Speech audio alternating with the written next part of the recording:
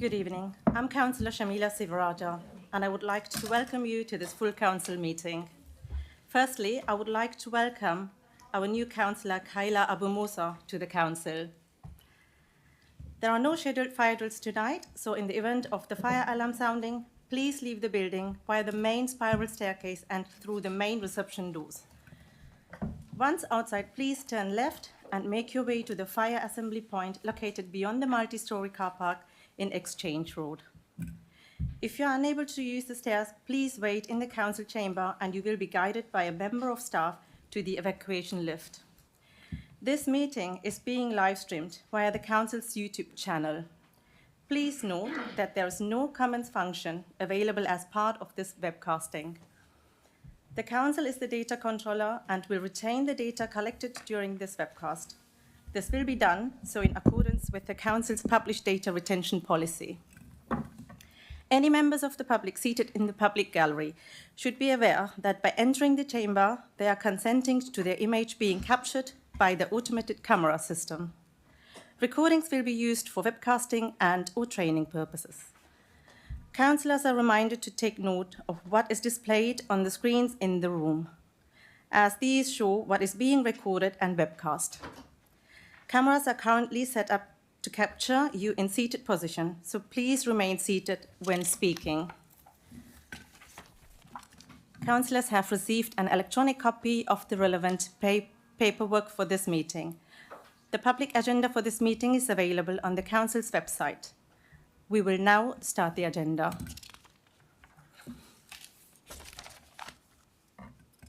Are there any apologies for absence?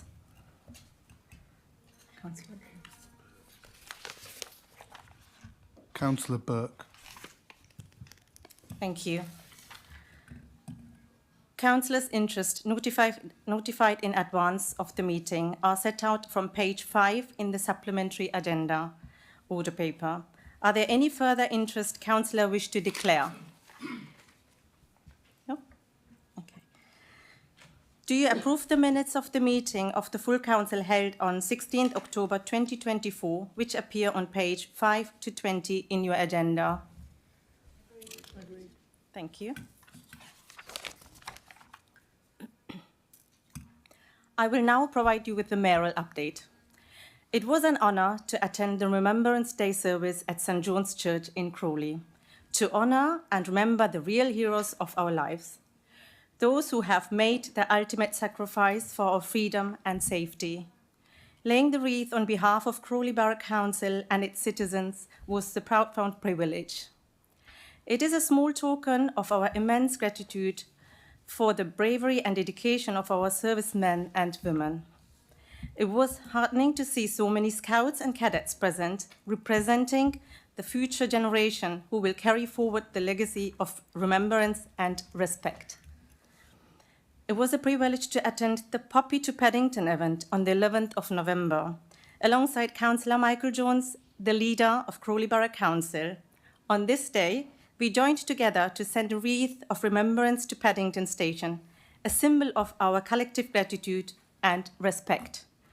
The wreath placed upon the War Memorial on Platform 1 serves a poignant reminder of the courage and dedication of those who have protected our freedoms. I was delighted to attend the recent Unity event hosted by Crawley Borough Council. It was truly inspiring to see our community come together with all councillors and community members present to celebrate the unity and diversity that define our wonderful town of Crawley. The event was a powerful reminder of how united we are and how our diverse background contributes to the strength and vibrancy of our community. On the 4th of December, I opened the K2 Crawley event with my welcome speech along with all councillors and community members to mark 50 years of leisure provision in Crawley. The event hosted by the leader of the council, Councillor Michael Jones, so 2 original plugs from the first leisure centre in the town rehung at the K2 Centre. I had the privilege to attend numerous events and there are many more I haven't mentioned yet. I'm looking forward to the upcoming events in the future. On to the Cabinet members' announcement with a 10-minute time limit. As you can see on page 7 of the order paper, there are 3 announcements. I will take them in the published order, starting with the Cabinet Member for Environment and Sustainability and Climate Change. Councillor Noyes, please introduce your communication item. Thank you very much, Madam Mayor. I'm delighted to confirm that the Council has been allocated a grant by the Government of £1.4 million for extended producer responsibility for packaging for 2025-26. This grant is still provisional at this stage, but DEFRA do not anticipate any significant changes to the grant. The grant is non-ring-fenced, but we have already identified £150,000 for next year for the transitional costs for the transition to the weekly food waste collection service from April 2026. The funding will also assist the Council with the transitional costs, including communications to residents over the coming 16 months to ensure a smooth transition to the new arrangements. A full members' seminar will also be held in 2025 to ensure councillors are fully appraised of the proposed changes and logistical considerations. When compared with similar districts and boroughs, Crawley's recycling performance is generally at or above average. Revised collection arrangements are being introduced throughout the country, and I'm confident that the local implementation will see a sensitive and considered approach which will minimise disruption while ensuring maximum environmental benefits. Thank you.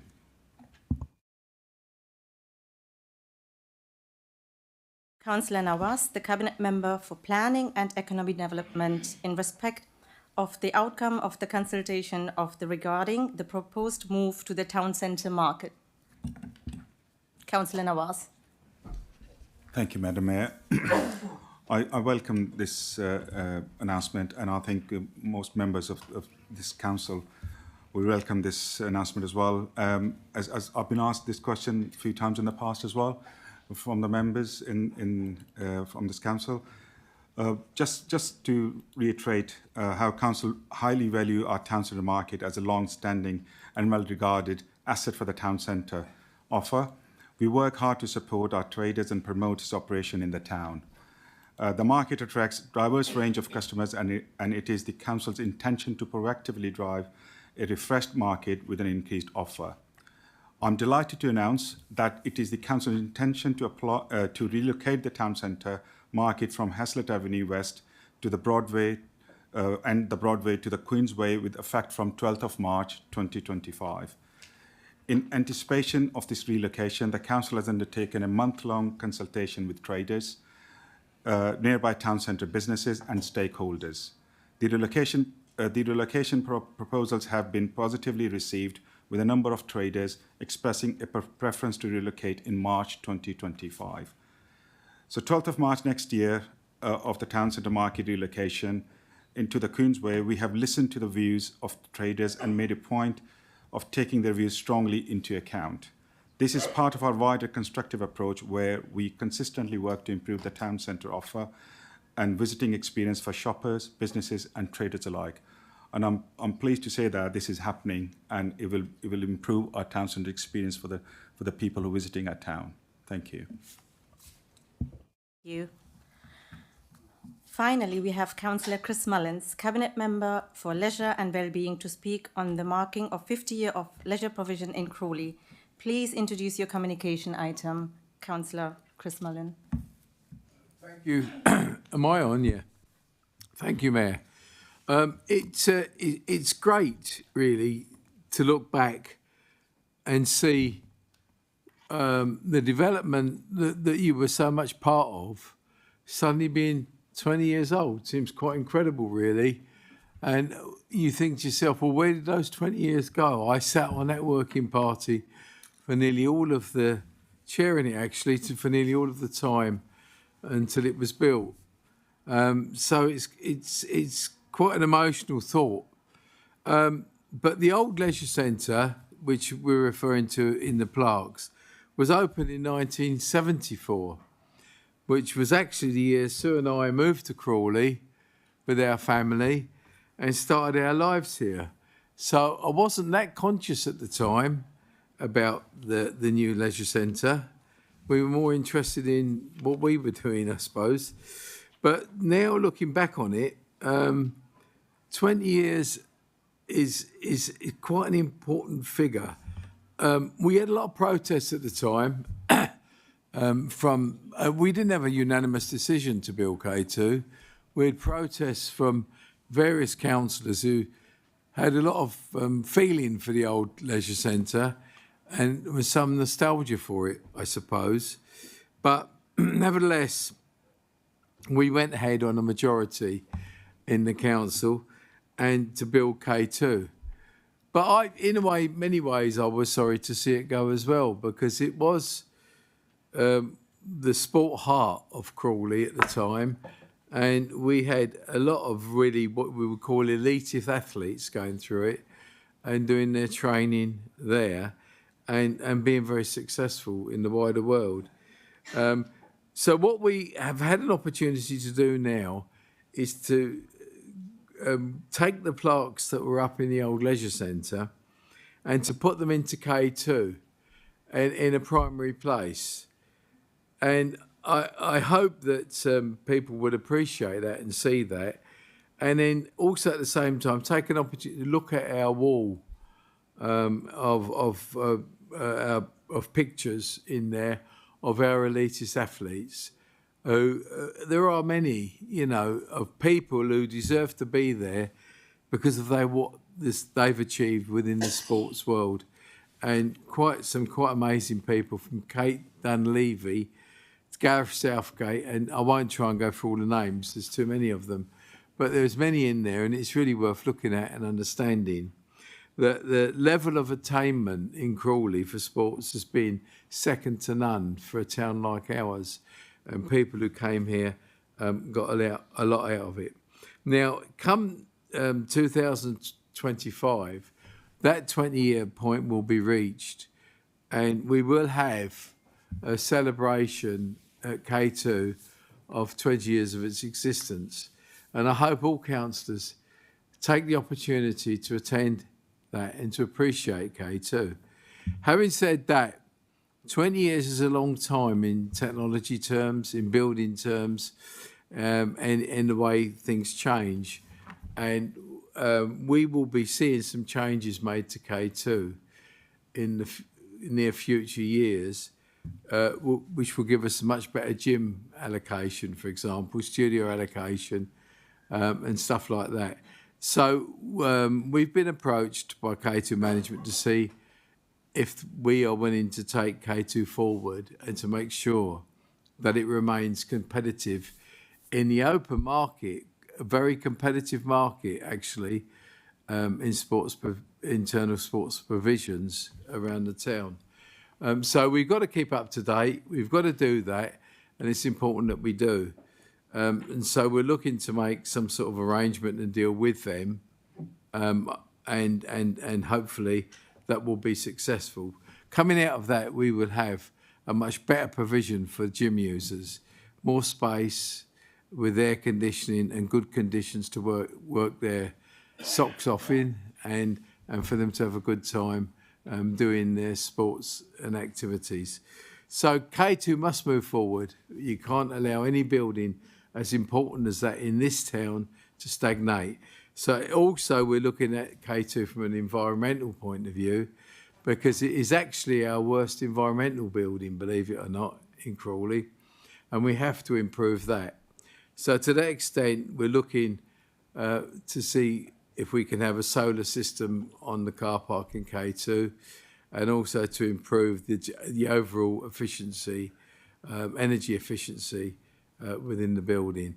So that's all part of the package, exciting package actually, for the future of K2. And I look forward to seeing that develop and for the future success of the centre. A regional centre, I might add, and it stands out because of its 50-metre pool, its running track and its other facilities. Place that I am very proud to have in my portfolio. Thank you, Mayor. We will now move to item 5, public question time, which is set for 30 minutes. I will briefly explain the procedure. I will invite each person in turn to the table at the front of the public seating area to ask their question. Please state your name, which ward you live in, and then ask your question. I will then invite the most appropriate councillor to reply to your question. You may then ask one supplementary question which should relate to your original question or the response given to it. We will start by noting the submitted written public question as detailed. Oh, okay. So we're going to, okay.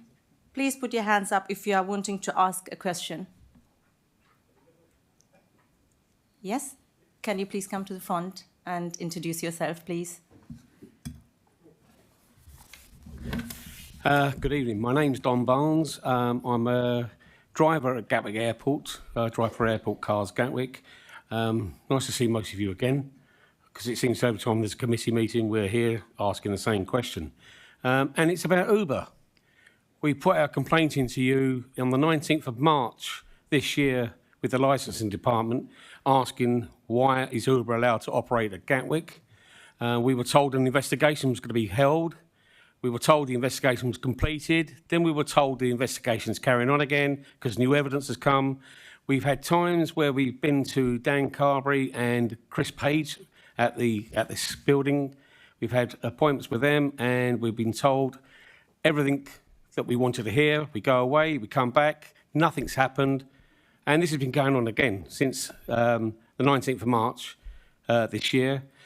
This would have been put to a halt if the council or the licence department had done their job in 2020, because that's when we brought it to their attention that Uber are operating here illegally, and we're still waiting for an answer. So can anyone tell us what's actually happening with the situation with Uber at Gatwick and in Crawley?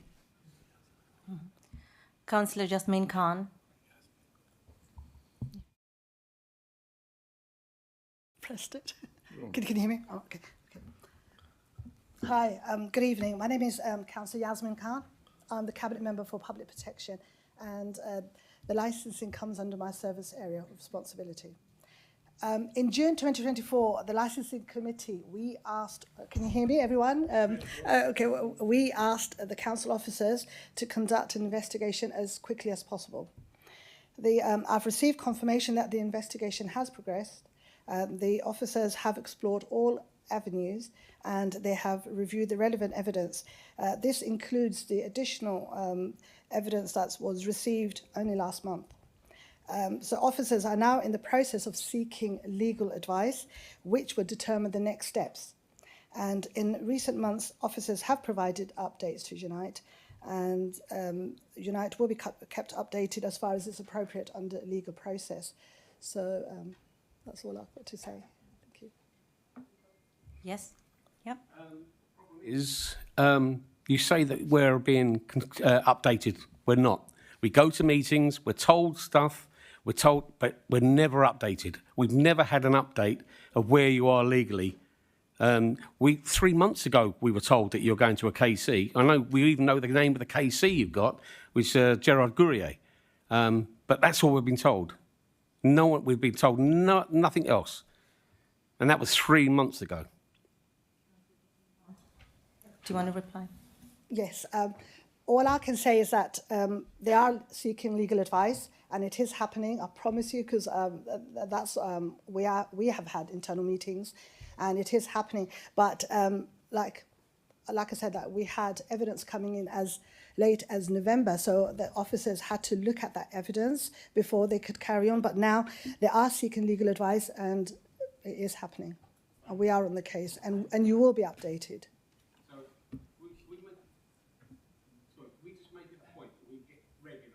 Sorry, I think that's it. Your question has been answered. Thanks very much. Thank you.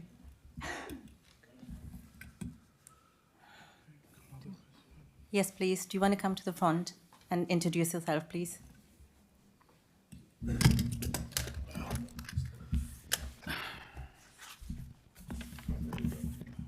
Good evening, ladies and gentlemen. Once again, we are here. It seems to be a regular thing of ours, more of a habit than anything else, and it's not something that we... Sorry, can you just, I haven't heard your name and your ward, please. My name is Nick Veens. I'm a Unite Union rep at Gatwick Cars. Okay, so I represent, with Don and several other the drivers at Gatwick. As you can tell, you can hear them every now and then. Like I say, me and my colleagues, we have to come here on a regular basis, and it's not something that we want to do. But it seems to be the fact that we do have to do that, and it's not just about one thing. It seems to be ongoing from licensing department. And I wouldn't say it's necessarily the licensing committee, because I don't think the licensing committee know exactly what our struggles are sometimes. The thing I want to talk about today and ask what the relevant information is coming back from the licensing department is regarding school runs. We have been told that we can do school runs. When we had a meeting with Dan Carberry, they just had to change the operator licence because apparently we have a restricted operator's licence. That is obviously nothing to do with us because we are fully licensed private hire drivers within the Crawley Borough area. So that shouldn't really make any difference no matter what operator we go through and do the school runs. Someone did say, and I think it was Kareem Plimpton apparently, that we have to have signage on our vehicle and we have to get rid of our till plate, even though our till plate says licensed by Crawley Borough Council, and we have to have signage. And I don't think we really want to go down the road of signage again because we've already taken Crawley Council to court over that and we have a judgment in our favour that we do not need signage on our vehicles. All we need is a roof sign. So can you please tell me why we cannot do school runs for another operator in Crawley, because we feel as if we have a restricted private hire badge. Why is that? Why is it other councils, or sorry, West Sussex Council allow other operators to pick up on school runs without signage on their vehicles? So why is it that the licensing department we're trying to say that we have to have signage on our vehicles when we don't, and we have a court judgment saying that we do not have to have them on our vehicles? Answer the question. All I can say is, all I can say is that we are definitely looking at this. We had a discussion about this recently, and we are looking at this. I assure you, we are looking at this. So we will come back to you about this. I mean, I wasn't here in 2020, so I can't say what happened in 2020. I couldn't tell you what's happening now. Sorry to interrupt, but actually, when we took the licensing to court, it was actually in the early 2000s, I think it was 2001, that we got a court judgment from then. That we did, and we was very good because we actually paid half the cost where we didn't have to because we won. Question. Sorry? Do you have any supplementary question? Yes, I do. So you say you're looking into it. Is that correct? You're looking into it, right? So does that mean to say that we've got a timescale? Can we have a timescale on that? I won't be able to give you a timescale. I need to go back to the officers, then we'll come back to you. Then can you please give us an update as soon as you find out, Yes, I will. give them a time scale. Okay. Yes, we will. Thank you very much. Thank you. Thank you very much for all of you putting up with us once again.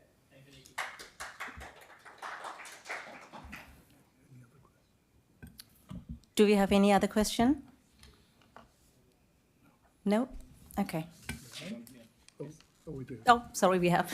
Yes, can you please come to the front and introduce yourself, please? Name and ward, please.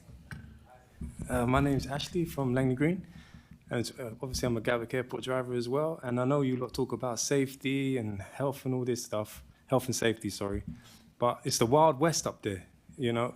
We get council turn up on our rank every now and then when something like this happens, but if you go into the car parks and you witness Uber stealing all our work, all illegally, you'll witness there's no health and safety going on there. So who's in charge of overseeing this? Yeah, so who from health and safety is witnessing all the Wild West antics that Uber are pulling up there? Because TfL are nowhere to be found.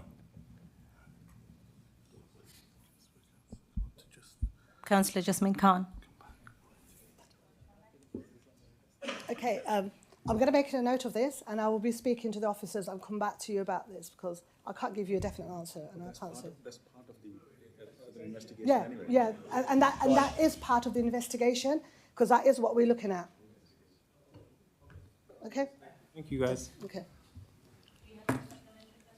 Supplementary question? Well, we were being let down. That's the supplementary question. Massively let down. Thank you. Yes, please.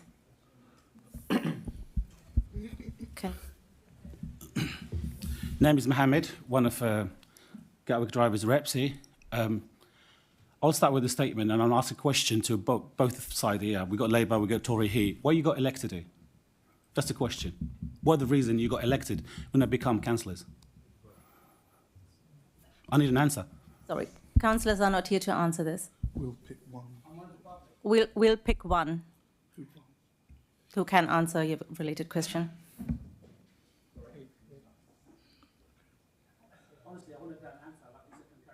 An answer I cannot carry on. And the most important thing, we not witnessed, a lot of us tonight, while we're standing outside voting Uber out, we got a lovely councillor here, got dropped off by an Uber on a non-entry road and carried on the opposite direction. That's why we're talking about safety. Honestly, that was absolutely not acceptable, and I've got a lot of witnesses who saw it live. And we got a video recorded of that as well. Question, please. Yeah, we do. Just do your job. What is the question? Thank you. Thank you.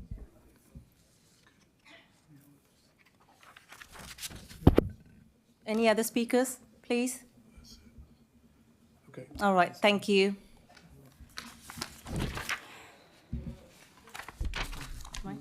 Okay. We'll now deal with the agenda item 6, consideration of full council recommendation and call-in decisions. There are 5 recommendations under this item from the committees before the council this evening. The first recommendation comes from the Cabinet held on meeting on 6 November 2024. Recommendation 1, Crawley Leisure Contract, Contract Extension, Part B, starting on page 32. I'm aiming to hold the debate on this recommendation in open session, even though it relates to the Part B exempt report, unless I hear an objection to this approach. No? Okay. That being agreed, here is some advice from the monitoring officer. Members can only discuss information that is in the public domain as detailed within the Cabinet minute on page 32. Please do not reference any other financial figures or any contract-related details. Councillor Johns, please introduce this recommendation. Thank you, Madam Mayor. I wish to propose this recommendation on the extension to our existing leisure contract, which will see substantial investment in our leisure provision at K2 Crawley. Now, not only will it be a useful extension of the gym and increase our offer in a crowded field, but I also believe that we have a moral duty to stay relevant in providing what people actually want. This should never be treated as ticking a box in providing a core service. So not only is it that useful extension of the gym and increasing our offer, it will include the spin room in the old creche area and the paddle tennis, which will benefit all users who take advantage of that, but it will also help maintain our revenue income. We need to be clear that the £2 million the council is being asked to agree today is a massive investment that will keep K2 a world-beating leisure centre and a leader in its field and continue Crawley's proud heritage of sporting achievement and activity. And this builds on what's been achieved. And for those of us who attended the unveiling of the original leisure centre's plaques a week ago, another reminder of that sustained work over many decades to always provide the most modern and extensive facilities that we can deliver. The solar port in particular will be a very valuable resource for the centre and very progressive in helping us meet our environmental and decarbonisation targets. I will be voting to support this recommendation with great enthusiasm. It is an early Christmas present and a wonderful one for the whole borough. I anticipate that the Cabinet member will have something to add, Madam Mayor, so I will finish there for the time being, other than to say this will take our centre, as it enters its 20th year of existence, from strength to strength, together with our management partners, everyone active. Thank you. The recommendation? I am, Mayor. Thank you for the opportunity. Much appreciated. I am actually, although I spoke earlier about the plaques, I threw a few things in there. I got to say that I'm very excited about the possibility of taking K2 forward. It is really, if you look at it historically now, one of our most successful ventures that we've undertaken in Crawley. And given that we we got a really good deal on the old site, and we virtually owe nothing on the building itself, but we own the building. We have been very fortunate over the period with K2, and I've got to say that I quite like everyone active. I mean, we get a few grumbles now and again, but generally speaking, they do a relatively good job for us, and we sort of have a good working relationship with them. And the fact that we need to go forward and ensure that we have an absolutely up-to-date modern facility, taking on board the new technology that's needed these days to keep people's bellies nice and trim. We will be working on that with them. We have looked and analysed K2 and looked at spare space that we've got in there, and there is spare space to make K2 a really, really forward-looking centre. We went up and saw one of Everyone Active's other centres, and we got some idea from that about what they're talking about. And the sort of space standards between the machinery, when we saw that site, is much wider, much more room, and people have got much more space around them. So we have a golden opportunity to work with Everyone Active to take K2 forward, and it's very important that we do that. Any business, any organisation that stagnates dies. Therefore, we cannot ever let that happen to any of our facilities. This is forward-looking, it's into the future, it's building for the new young people that are coming along and some of the old fogies that still want to hang on. But we are going to make sure that we've got the best of facilities for everybody. So come along and support us on this motion, please. It's great for you, great for the people of Crawley, and it's just simply great as overall. So I would like to second recommendation 1 wholeheartedly, Mayor. Thank you. I will now open up the debate to the floor. Councillor Crow. Thank you, Madam Mayor. I too agree that K2 was a good deal for this town when it was built all those years ago. And I know Councillor Mullins started talking about this agenda item when he was doing his update earlier with the plaques. But on the other plaque, the one that is not quite 20 years old, but getting there, and of course it will be 20 years of K2 next year, his name isn't on it, unfortunately, you know, but my name is, as is Councillor Lansers and Councillor Burgess's. Excuse me. Well, yeah, but, you know, and maybe we might do again one day, who knows, but joking aside, K2 was a good deal for Crawley, and we are supportive of the recommendation and the extension of the contract. Leisure centres have had a difficult time since COVID.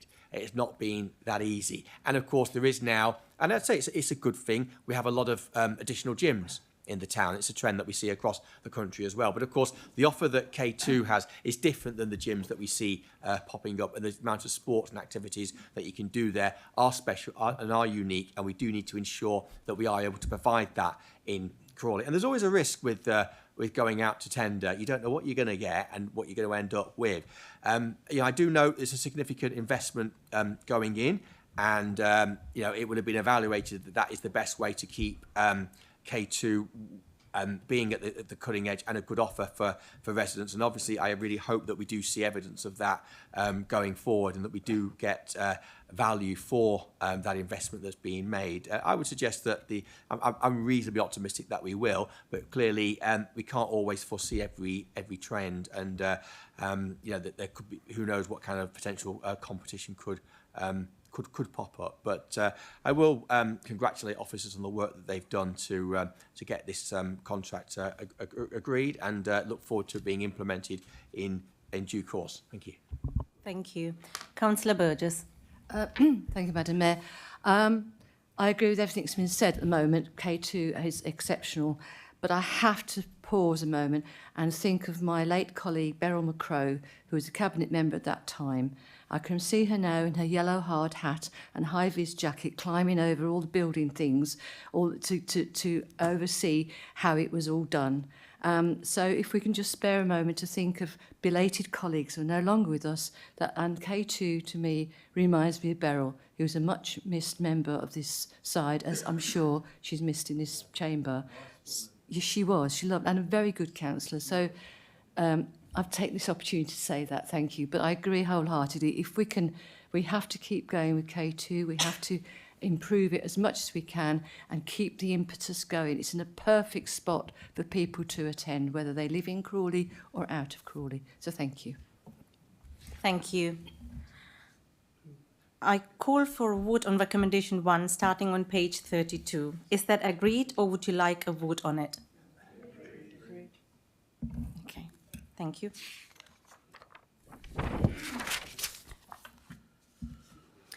The final 4 recommendations all come from the Cabinet held on meeting on 27th November 2024. We will now deal with recommendation 2, Tenancy Strategy 2025 to 2029, starting on page 54. Councillor Johns, please introduce this recommendation. Thank you, Madam Mayor. The Council is obliged by legislation to have this strategy to set out our plans for the next 5 years. The strategy increases what we do to work with housing associations as a key change, although, of course, they are regulated separately. That's as much as we can do ourselves, although the Council has written to Government as part of the work done by the Scrutiny panel on housing associations to share our views on that. I say this in the Crawley context, Madam Mayor. The strategy report makes for startling reading on what we are up against. The sheer expense of renting in the borough, the average private rental price does not remotely match what the average wage is, and it underlines the scale of the crisis we have here in Crawley. People have jobs, families, lives. It is not possible to uproot oneself across the country as easily as all that just to find a cheaper place to live. That is why the tenancy strategy is so important. I'll pass to Councillor Irvine as seconded to add to this during the course of the debate. However, I believe this is a comprehensive strategy that sets out the issues well. Thank you. Councillor Irvine, I believe you are seconding the recommendation. Do you wish to speak? Yep, please. Thank you, Madam Mayor. Well, as Councillor Jones has said, I welcome the renewal of the strategy as well. Yeah? Please speak in a seated position. Well, I think the Constitution of the Council requires us to stand, doesn't it? No, the camera. No, the Council Constitution. I think it's a standing order which requires members to stand when speaking. Okay. Obviously, I hope it's optional. Yeah, as I was saying, the strategy has gone to the Overview and Scrutiny Commission, who were very supportive, and thank you for that. It went to the Cabinet, also very supportive, and thank them as well for that. And while it's not a legally binding document, it's one which is a very useful guide, which I'll refer to during my work as Cabinet Member for Housing, and I hope that other councillors will find it a useful reference as well. Of course, it cannot cover every aspect of Crawley Homes activity. Something not everyone is aware of is that the housing revenue account, in which council tenants' rents are paid, makes a substantial contribution, over £3 million, to the general fund each year by way of recharges for grounds maintenance, contribution to core services, and so on. It's legally ring-fenced, so money can't just be removed from the HRA for general fund purposes willy-nilly. I mention this because it is at this time of year when I have to agree on the amount of rent and service charge increases to levy on tenants and leaseholders, if any. I will, of course, be approaching this task with a great deal of seriousness, with my own personal tenancy strategy of open-mindedness, while also keeping at the front of my thoughts the tenants and the financial struggles that so many people in Crawley are in. I really don't want to place additional financial pressures on people, especially on those who probably have nowhere else to go, for example, residents in sheltered accommodation. So I think the task I've set myself is to try and balance the needs, future needs of the housing revenue account and all the functions it has to perform against the financial interests of the people who support the housing revenue account, which is the tenants. Thank you. I will now open up the debate to the floor. Councillor Crow. Thank you, Madam Mayor. I recognise that the environment is challenging for local housing authorities, and housing in general is challenging in Crawley. And we've heard just previously about the costs of rents, and we know that the availability of housing and being able to access social rented housing is becoming more challenging in the town. There isn't anything in the strategy that I cannot support, so we will be supporting recommendation 2. I was interested to hear Councillor Irvine's words around rent increases. I seem to recall quite a hefty increase. It might have been a year ago. But I also recall a few years ago when there was 4 years of a 1% cut each year under the previous government. And one of his predecessors as the Cabinet Member for Housing, I think it was Councillor Joyce, was really quite up in arms about that. And I understand why, because it meant less income coming into to Crawley homes, but it did at least have the benefit of helping those tenants who are paying the rent to not only not have an increase, but to have a slight cut, which over 4 years was a cumulative of 4%, if you like, or slightly over, technically. There isn't much more to add, but I would just say that the proof in the pudding is in the implementation of the strategy, and how well, I know officers do work very hard in trying to address all aspects of our housing register, or indeed properties that we manage and maintain. But there's it is a challenge out there, but we are supportive of the council's efforts. Thank you.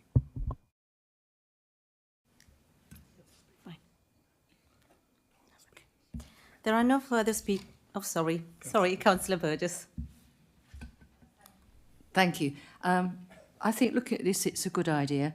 And I hope that going forward, we can find a definite way of helping our people who are homeless to find a home, particularly with this idea of rent being affordable for all. So I look forward, Councillor Irvine, to the future so we can get everybody living somewhere. Thank you. Thank you. There are no further speakers. Councillor Jones, please formally move the recommendation. Thank you, Madam Mayor. I think there's a couple of things to address before I move. I think the first is Councillor Crow's selective history of rent increases in the borough. I mean, I hate to point it out, but the reference to the rent CPI plus 1% that the rents were going up by in recent years. It's his government that introduced that, and there were rational reasons for that in order to have investment in our council estates and repairs. So it wasn't just taking money off our tenants for the sake of it. Maybe I need to remind as well, I was the Cabinet Member for much of the time that we saw the rent decreases at the time that the government was insisting on it, and we did it and it did assist tenants. But I would also observe that it was all part and parcel of what Cameron and Osborne were trying to do at the time, which was actually trying to, as far as I'm concerned, undermine council housing and do things to make it less appealing for people to actually take up. So anyway, on that basis, I will move on to heartily support the recommendation, and I formally move. Thank you. Thank you. Is that agreed, or would you like a vote on it? Thank you.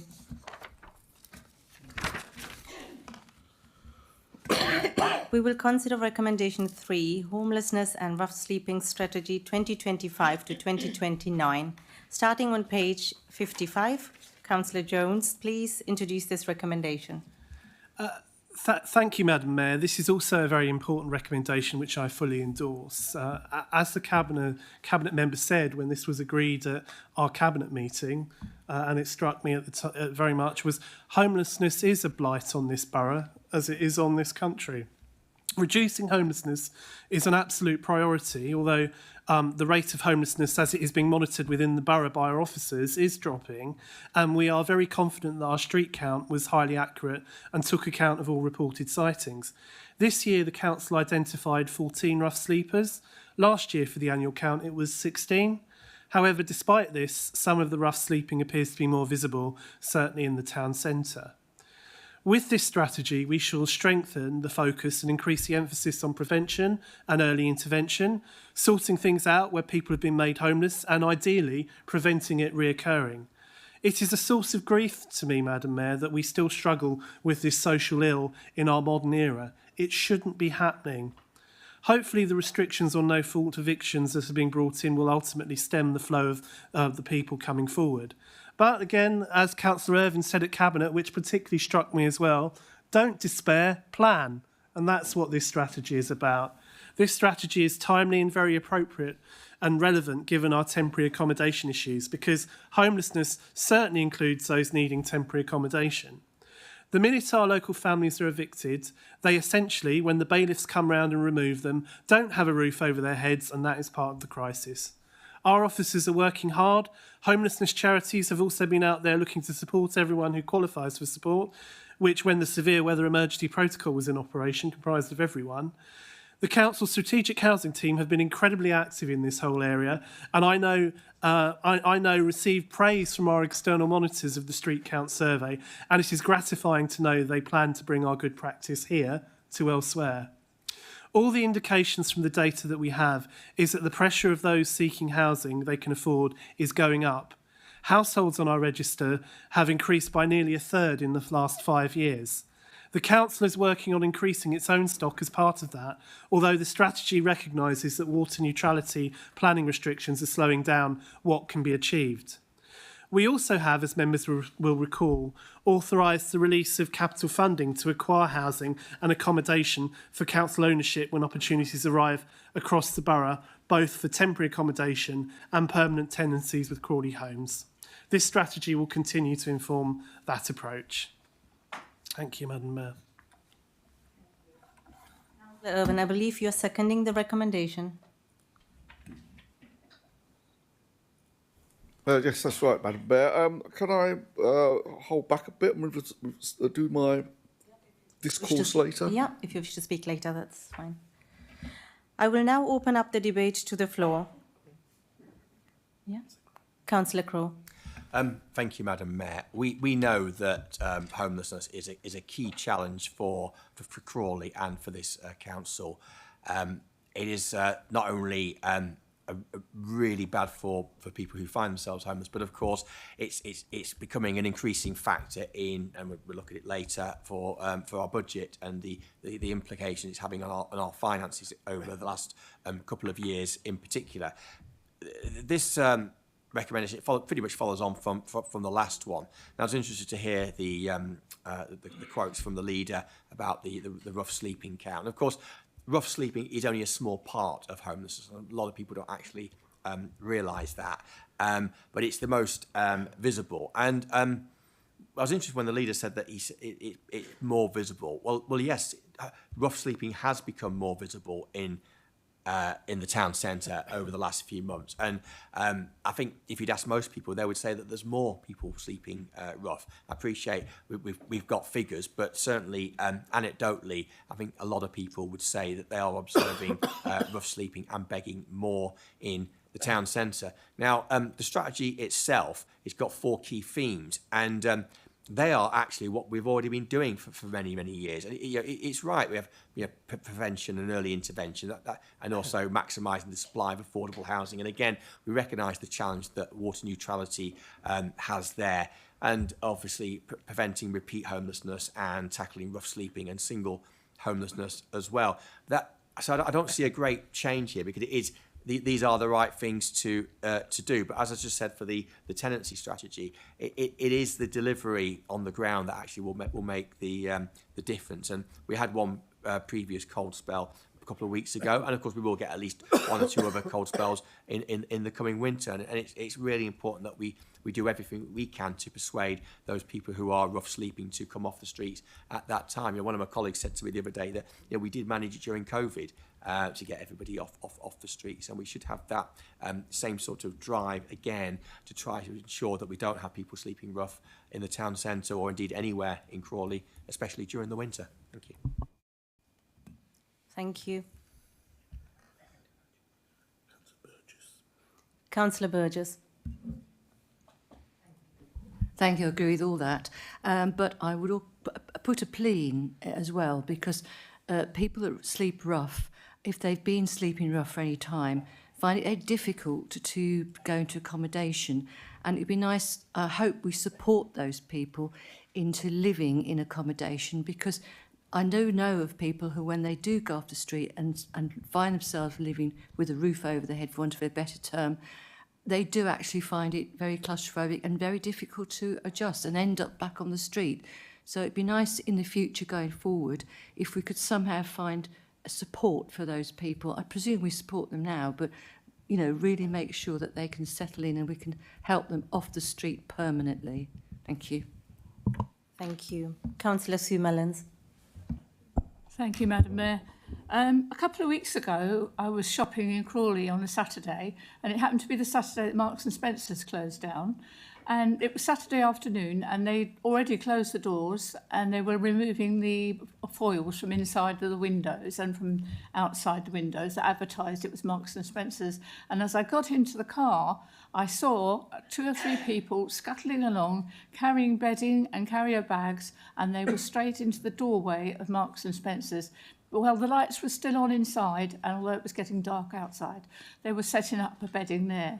That's the very visible bit of homelessness we see, people sleeping on makeshift beds in doorways. And we are seeing a bit more of that in Crawley lately, which is very worrying.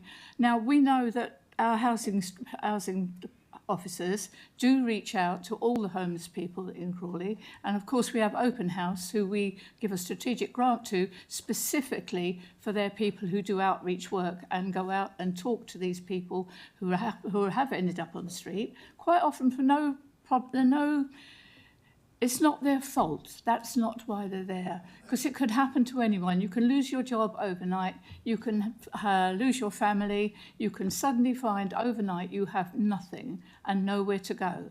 Now, we also know that there's a huge homelessness problem that we don't see. The invisible ones, the ones that are sofa surfing, the ones that are moving from friend to friend, where they stay as long as they can with a friend till they wear it out and then they move on again. They are the invisible homeless that we don't see. The ones we do see are the ones who are sleeping on the streets and the ones that turn up at the council doorway because they've been evicted from their private accommodation.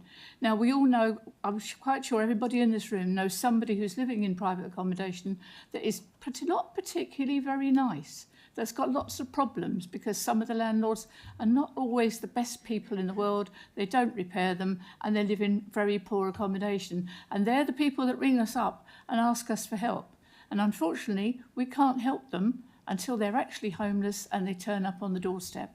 And even then, they become those people that are in the bedsits, hotels, or private accommodation that we managed to secure for them. But again, they are still homeless. They are homeless until they have a permanent place and a key to the door and know that that's where they belong. People in Crawley are very generous too. We know that Crawley people are very, very generous. When you walk around and see anybody who's homeless in a doorway or begging, you will see Crawley people coming past. They'll buy them a coffee, buy them a sandwich, put a few coins in their cup, talk to them. I've seen lots of people who'll just stop and have a chat with them and trying to find out why they're there. Now, that's great, that's wonderful, but we need the organisations who can go out there and offer real concrete help. And it's very hard quite often for those organisations to help some people, as Brenda's just said. Some people are so acclimatised to being on the street that they find it very difficult to come indoors and socialise and be with people because they become mentally damaged by what the lifestyle that they're having to live. Also, some people, and sadly, some of the homeless people have a drink problem. They're dependent on alcohol, and you can understand why they've come to that stage, and also dependent on drugs. Because when you are mentally that so low, you reach out then for help from anywhere and anything. So we do have a huge problem in Crawley, but I think we are doing our very best to help the people that are there. And I don't think, if you go to Brighton, you'll see things that look very different there to here. So I'm really glad that we have such a good way of helping people here. Thank you. Thank you. Councillor Irvine. Thank you, Madam Mayor. It's a funny position to be in tonight because I think I agree with virtually everything that anyone said. I mean, as Councillor Crowe says, rough sleeping is the most visible aspect of homelessness. I mean, there's so many other people that are homeless, living in bed and breakfast and temporary accommodation, sometimes a long way away from where they've always lived because there's no suitable accommodation. But the homelessness that people notice, and I know it does concern a lot of people in Crawley, is street homelessness. And I'm very pleased the other week, and surprised, to be honest with you, because it's not often you receive any sort of praise as a councillor. It wasn't praise for me individually anyway, it was a praise for the council and its partners, because someone from the Brighton homelessness team came up to lead the annual homelessness street homelessness count, and emailed me to say how impressed he was with the actions of the council and and Open House, our partner in this, in the level of care that was shown to people who are living rough. And as Councillor Burgess says, we've got to acknowledge that for whatever reason, and we probably can't imagine why, some people do find it difficult to be to live in a place with other people. It might be through alcohol problems, it could be through mental health issues, it could be all sorts of different matters. But they're still human beings, and we've still got to do what we can to look after them. So, in short, Madam Mayor, as I've probably said at loads of other meetings, but as I've got a microphone, I might as well repeat it again. I hope at the end of this 5-year strategy, the need for a renewed 5-year strategy will be minimal, because homelessness will be seen by this government as something of a crusade. We can't cure homelessness all by ourselves. We can do our very best, as Councillor Mullins says. We do our very best, but I know that the government is bringing forward measures to, such as the Renters' Rights Bill, which will hopefully, reduce the amount of homelessness. And I also know that our MP, Peter Lamb, is completely on board with this and completely supportive of what we do and asking all the right questions in the House of Commons.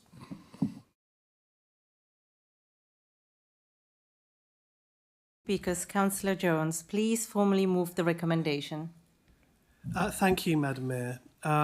Just to address a few points there, I think good debate. I mean, just to address what Councillor Crowe said, I did say quite a great deal about homelessness other than rough sleeping, and certainly agree that it is more than that alone.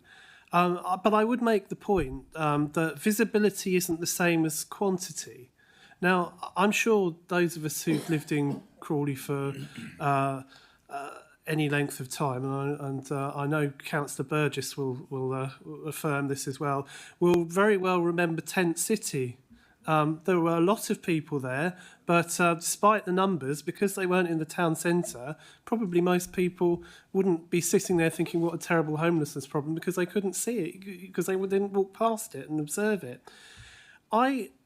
I do hope we can eliminate homelessness, but it's not a problem that appeared overnight, and it won't disappear overnight either.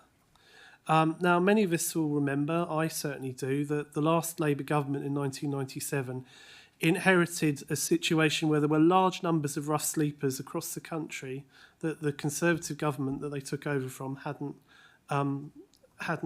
dealt with. And while they didn't disappear overnight, the work was done, And ultimately, numbers became very low after a few years and stayed low, and only began really rising again, I'd say, when austerity began again in the 2010s. But again, we are in what I consider to be a very demoralising position where we have human beings out on the street without much support, and also we have the crushing problem, which is causing severe financial pressures for this council in having to put roofs over people's heads that we have a statutory duty to do, because there is a situation where people are being evicted from the homes that they live in, often through no fault of their own. So I thank you for the positive words that have been said today. If I could say that to councillors through you, Madam Mayor, and I look forward to supporting the recommendation. I formally move. Thank you. Thank you. Is that agreed, or would you like a vote on it? Thank you.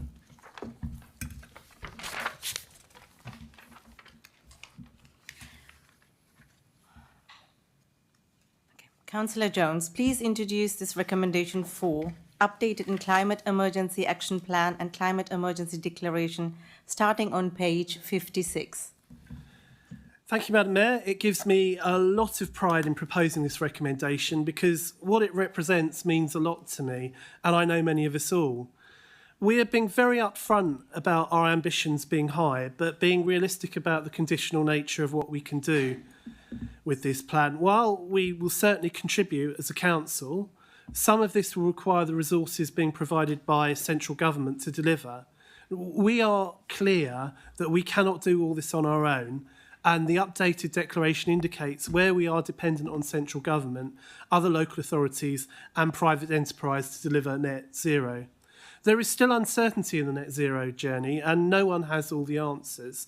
But one thing is becoming increasingly clearer with global warming, and that is we do not have the luxury of time on this. What we can do, we must do, and sooner. Collaboration will be essential to share best practice, hold each other to account, and speak with a collective voice on action that is needed. Therefore, as part of this, we propose joining the UK 100 network of local authorities working for a local-led rapid transition to net zero and clean air.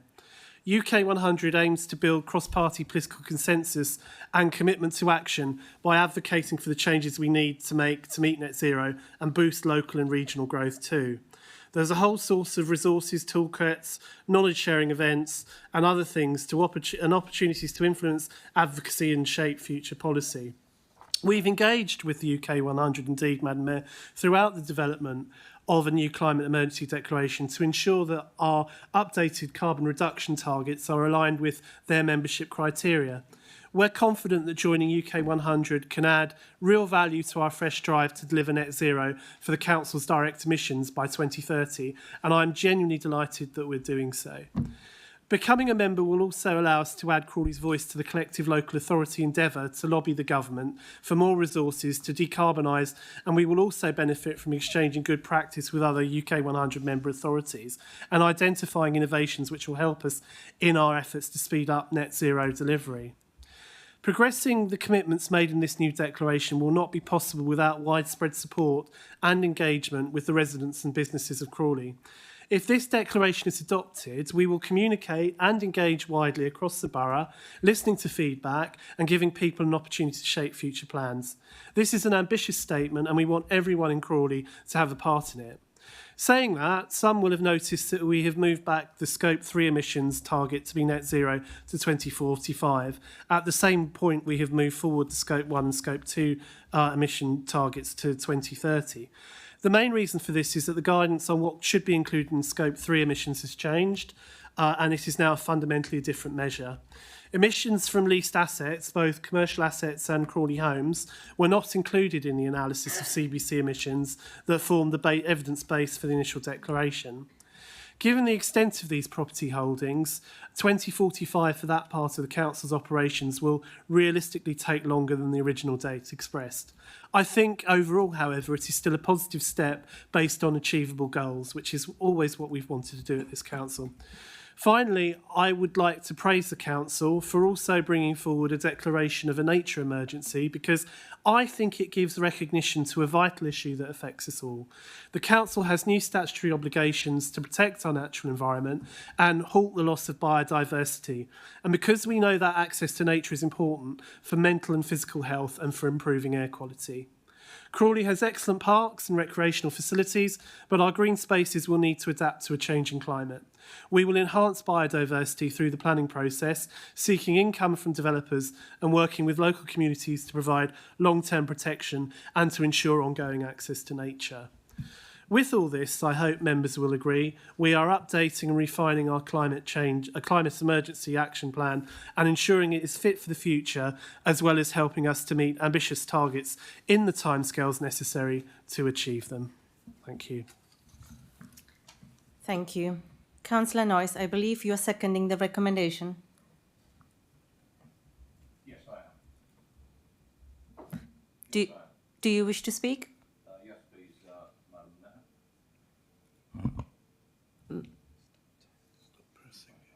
Madam Mayor. Please stop pressing it. Yeah, it's working now. Right, okay, thank you. The record temperatures and extreme weather events we have seen in the UK and around the world recently are outcomes that have been predicted for some time now. If we continue burning fossil fuels and releasing carbon emissions into the atmosphere, we now have a good understanding of how we are impacting our climate, of the damage we are doing to our natural environment through the destruction of habitats and the damage we are doing to ourselves through air pollution.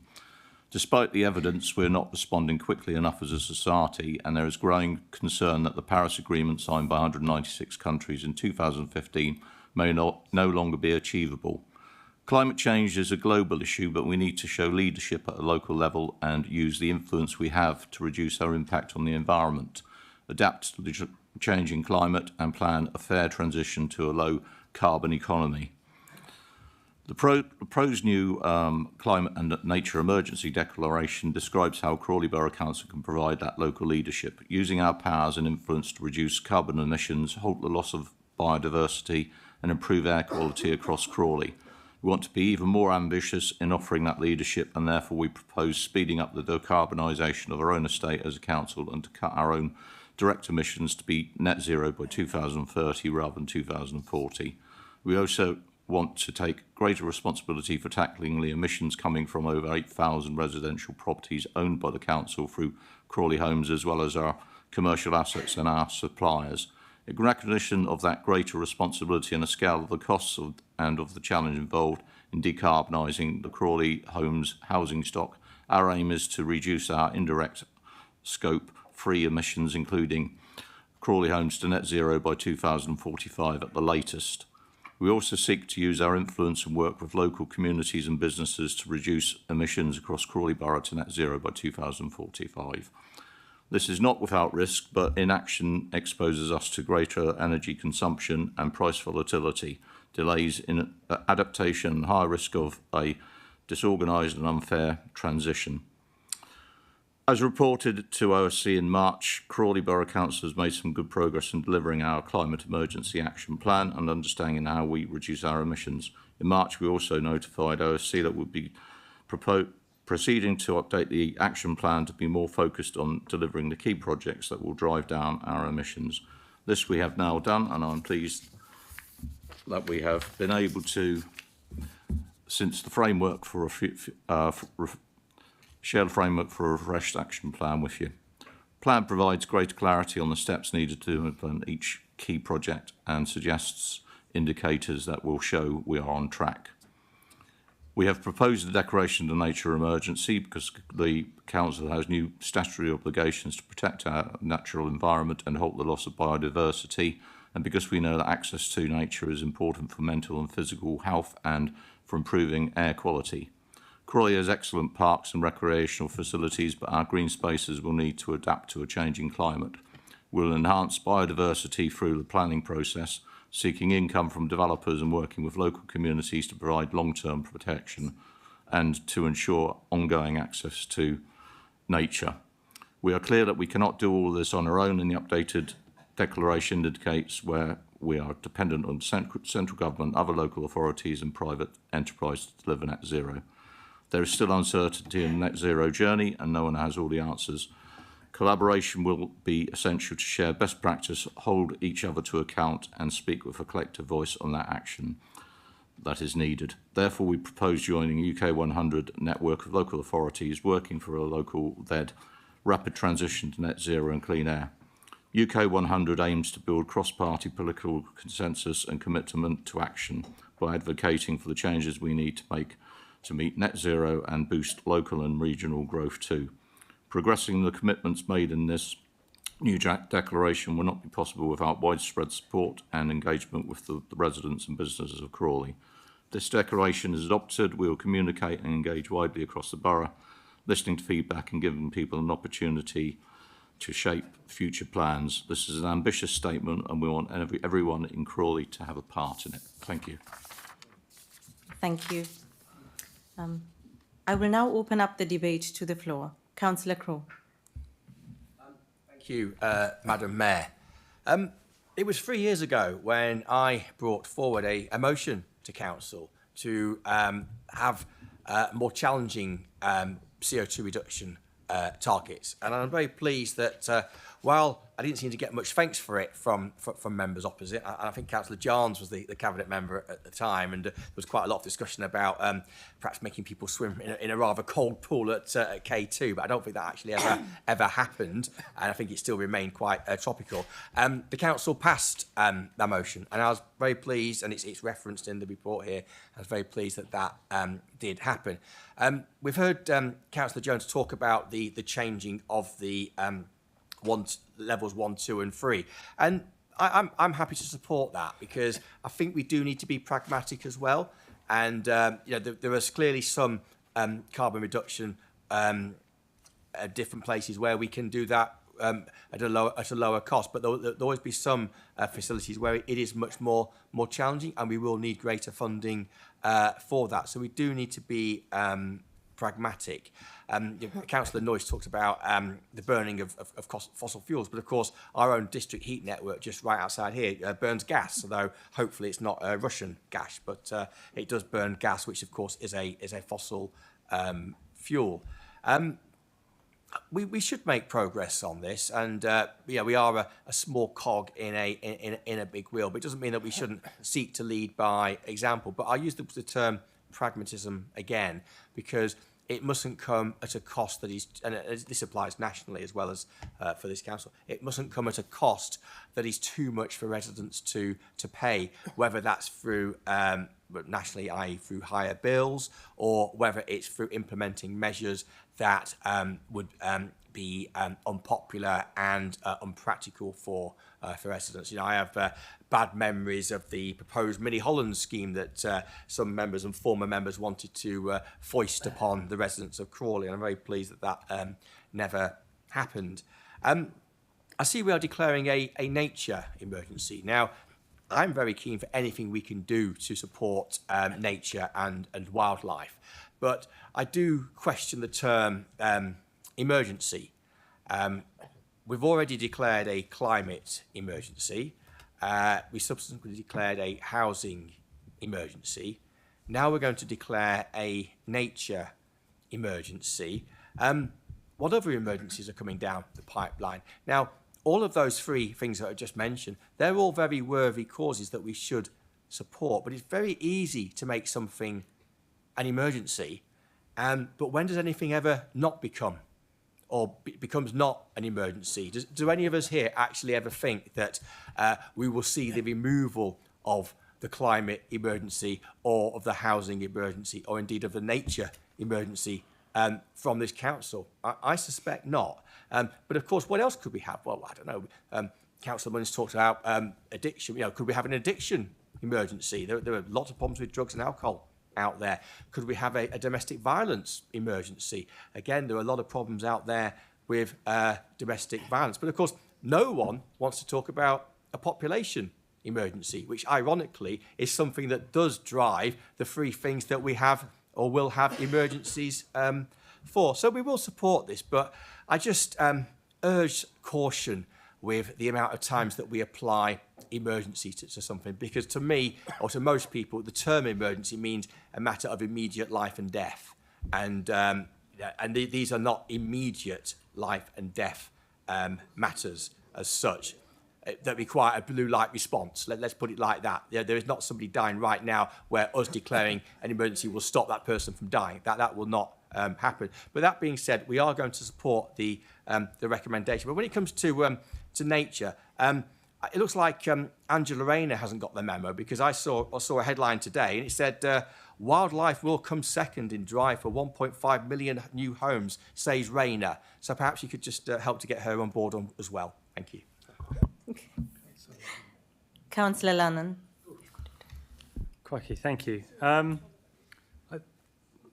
We've been a pioneering council in setting goals and making the climate emergency declarations nearly always, politically unanimous as well, I should say. And I was just looking back at the notes of the first climate emergency declaration we made in 2019. Councillor Johns and Councillor Burgess and Councillor Lanza and myself and Councillor Mullins all spoke on it, all in favour, and it was unanimous at the time. So I don't think so far as a council particularly lacked ambition, and we've set pretty good goals. We've had a climate change scrutiny panel. We've done a lot of good work, and as Councillor Crow's highlighted, we've actually brought targets in before. Also in this report, we've set out some groundbreaking plans to get K2 to net zero. It's really some, talking about some stuff that hasn't been done by anybody else yet. We're getting lots of investment into the town. We're getting a bigger, larger heat district network to reduce the carbon emissions for lots of different public sector buildings. And obviously we plan to now get our scope 1 and 2 emissions down to zero by 2030. So 5 years earlier than we were previously. So from 11 years down to 6 years. It's really quite an impressive piece of work. And as Councillor Crow also highlighted in a very strange way, we're also declaring a nature emergency. And I think that's going to be brilliant. Personally, however, though, I do find the pushback of the scope 3 emissions from 2040 to 2045, I find it a disappointing lack of ambition, both in message and in deliverance. 2040 is still 16 years away, and scope 3 emissions form 90% of our carbon emissions on this council, that the borough has responsibility for. Anything we can do to reduce our scope 3 emissions, we need to do, because it makes by far the biggest impact on the amount of carbon emissions from this town. We do have control over boiler replacements. We do have control over our procurement policies. And I think we need to be paying a bit more focus onto those scope 3 emissions to make the biggest difference we can, even if that's just to show our residents that we really are taking as much action as we can. Now, I don't want to let perfect be the enemy of good, so I will be voting for this recommendation, but I will be pushing the council and the cabinet in particular for further action on our scope 3 emissions as the years go on. Thank you. Thank you. Councillor Jagger. Thank you. Good evening.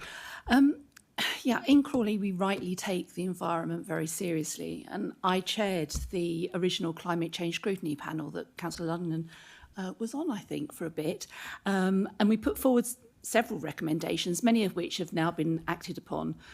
I also serve on the planning committee, where we assess the benefits of an application in relationship to the environmental impact it may have on the trees, the waterways, biodiversity, on ecology.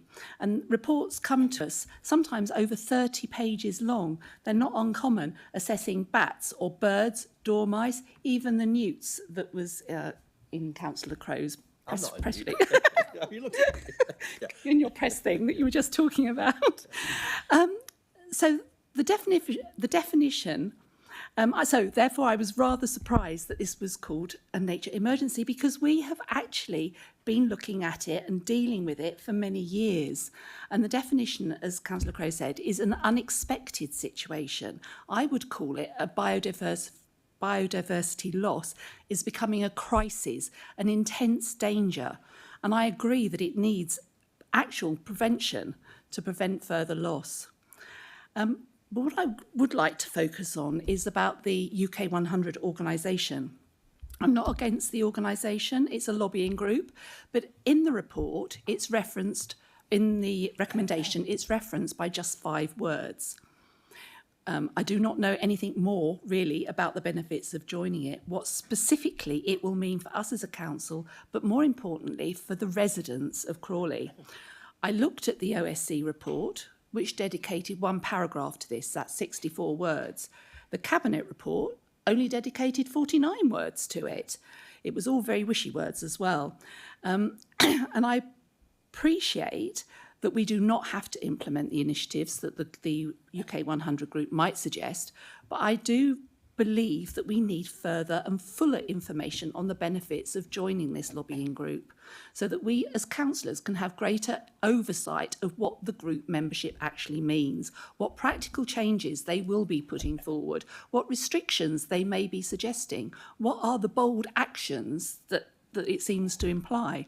And interestingly, I heard more about it tonight from Councillor Jones than at any time in any of the reports that I've read. UK 100 membership application, membership application requirements state that you should seek formal cabinet approval, but also put a motion forward at full council so that you can get approval of the targets for the membership pledge. And I'm sure it also goes on about making them publicly accessible. Now, I'm sure the public haven't got a clue what this is about. They will not have read OSC reports, all 64 words of it, or the Cabinet report. So I believe this is being done rather sneakily. It's rather been added on to an emergency for nature, rather than being openly discussed as an independent topic. What are these membership pledges? And, more importantly, what will they mean for residents? It has not been discussed. Nobody knows about it. It seems that we're all being kept in the dark about what we're actually signing up to. And I'm not particularly happy about this because it's not being open and it's not being transparent. Thank you. Thank you. Councillor Sue Mullins. Thank you, Madam Mayor. I'm really glad that we're declaring a nature emergency, and I'm glad that Councillor Crowe and councillors on the other side do support it. Although why he's have to be so facetious about emergencies, we declare an emergency because something is very, very important and we need to do something about it. I don't think it's something we need to joke and make silly remarks about, quite honestly. Over 10 years ago, my grandson was at school in Croydon, Selhurst in Croydon. He went up to the Brit School every day on the train from Crawley. One day they were messing about, as students do, with the computers because the lecturer was not in the room, and they all started looking up each other's homes to get in the aerial photographs and looking at each other's houses and pinpointing where they all were, because if you go to the Brit School, people tend to come from all over the place. And when they zoomed in on where Sean lived, they went, "Oh my God, you live on a farm, you live in a field. What sort of place is that? It's all green." And when you think about Crawley, it is incredibly green. We may be an urban town, but we are very, very green. Now, what we're talking about when we talk about a nature emergency is the loss of biodiversity within the town. Now, those of you who've lived in Crawley for a long time, like Councillor Burgess and like we have, we've been here since, as Chris said, since 1974. In fact, I was actually born here. But we've seen the gradual loss of wildlife, of plants, of things that...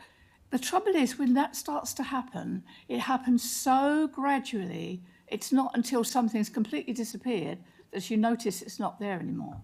I don't know how many of you found the time in the summer to sit out in the garden. I know we're all terribly busy people. We don't do a lot of sitting around, so we think. But we do have some time sitting in the garden. And you tell me the last time you saw bees or butterflies in any sort of profusion. Now, Chris and I grow loads of vegetables in our garden. We're a bit bonkers. We've got garden beds and we grow potatoes and all sorts. So what we want when we're sitting out there in the summer is to see lots of bees spinning all around our plants and then lots of butterflies for Chris to complain about because they're eating the cabbages. This year, virtually nothing. I think I saw 2 bees and I've seen a couple of butterflies. Now, we live in a really country place. We live right on the edge of Langley Green. We get deer every now and again trotting up the road and nibbling stuff on the plants. We get foxes shrieking and carrying on in the allotments all the time. But not as much as there used to be. It's disappearing, little bit by little bit.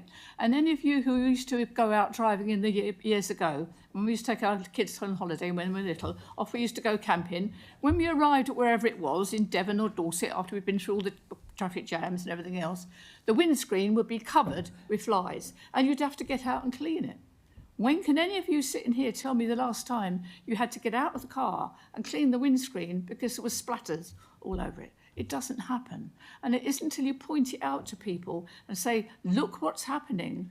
Let's do something about it before it's too late. And as Richard Attenborough always says, it's not too late. let's get started now, because there is a way back if we only concentrate on it. So by declaring a nature emergency, we're looking towards what we're leaving as a legacy for our future generations. I might not see many birds in my garden anymore. I might not hear so many foxes in the allotments, and I might not see birds and butterflies, bees and butterflies floating around in the garden. But by God, I want to make sure that my children and their children do, because if we don't have those things, when they're gone, they're gone. And if you've lost it completely, you never get it back. So you also talked about Angela Rayner saying prioritising housing. The new government that's come in has got a list of priorities so long, I don't know how they're going to cope with it. The priorities are on every hand, and every single person here is going to... Sorry? 1 minute. Okay. Yes, I'm looking at the clock. Oh, I'm sorry, I beg your pardon. I'm finished now. But they have to somehow find a balance, the balance between what people want, what people need, and what people are going to have to think about if we're going to have any kind of future on this planet at all. Thank you very much. Yeah. Thank you. Councillor Mwale. Thank you, Madam Chair. It's Muagali. I just wonder if residents will be happy with us joining a pressure group, UK 100, who are part funded by the founder of Extinction Rebellion. It's just an observation. Thank you. Thank you. Councillor Lanza. Thank you, Madam Mayor. I mean, to be clear, like my colleagues, I support everything in this report, in this initiative. I do welcome the idea of separating, if you like, different priorities. For example, those that are most directly under our control compared to those which we can only influence. There is scope, I believe, as well in a strategy of this kind to be mindful of the communications we might sometimes need to address climate change deniers. And I have to say that there are too many of them on the populist right of British politics, and that is most regrettable, because it's not really something that can be credibly denied for anyone who's done really quite minimal research into the subject. In terms of UK 100, oh, and by the way, I slightly disagree with Councillor Sue Mullins. There is room in our council debates for a little bit of levity, a little bit of humour. Sometimes we don't like each other's style of humour, but I think there's room for it in our debates. And on UK 100, I did a search on this on the internet, and I think sometimes you can use the wrong font when you search for something, and you get a string that you weren't expecting. And the string I got back was network of highly ambitious local government leaders, which is really one for the conspiracy theorists, isn't it? Because you're thinking of 100 local government leaders, council leaders, including Councillor Jones, meeting in Davos once a year to chew over the fat. And of course it's not that. It isn't that.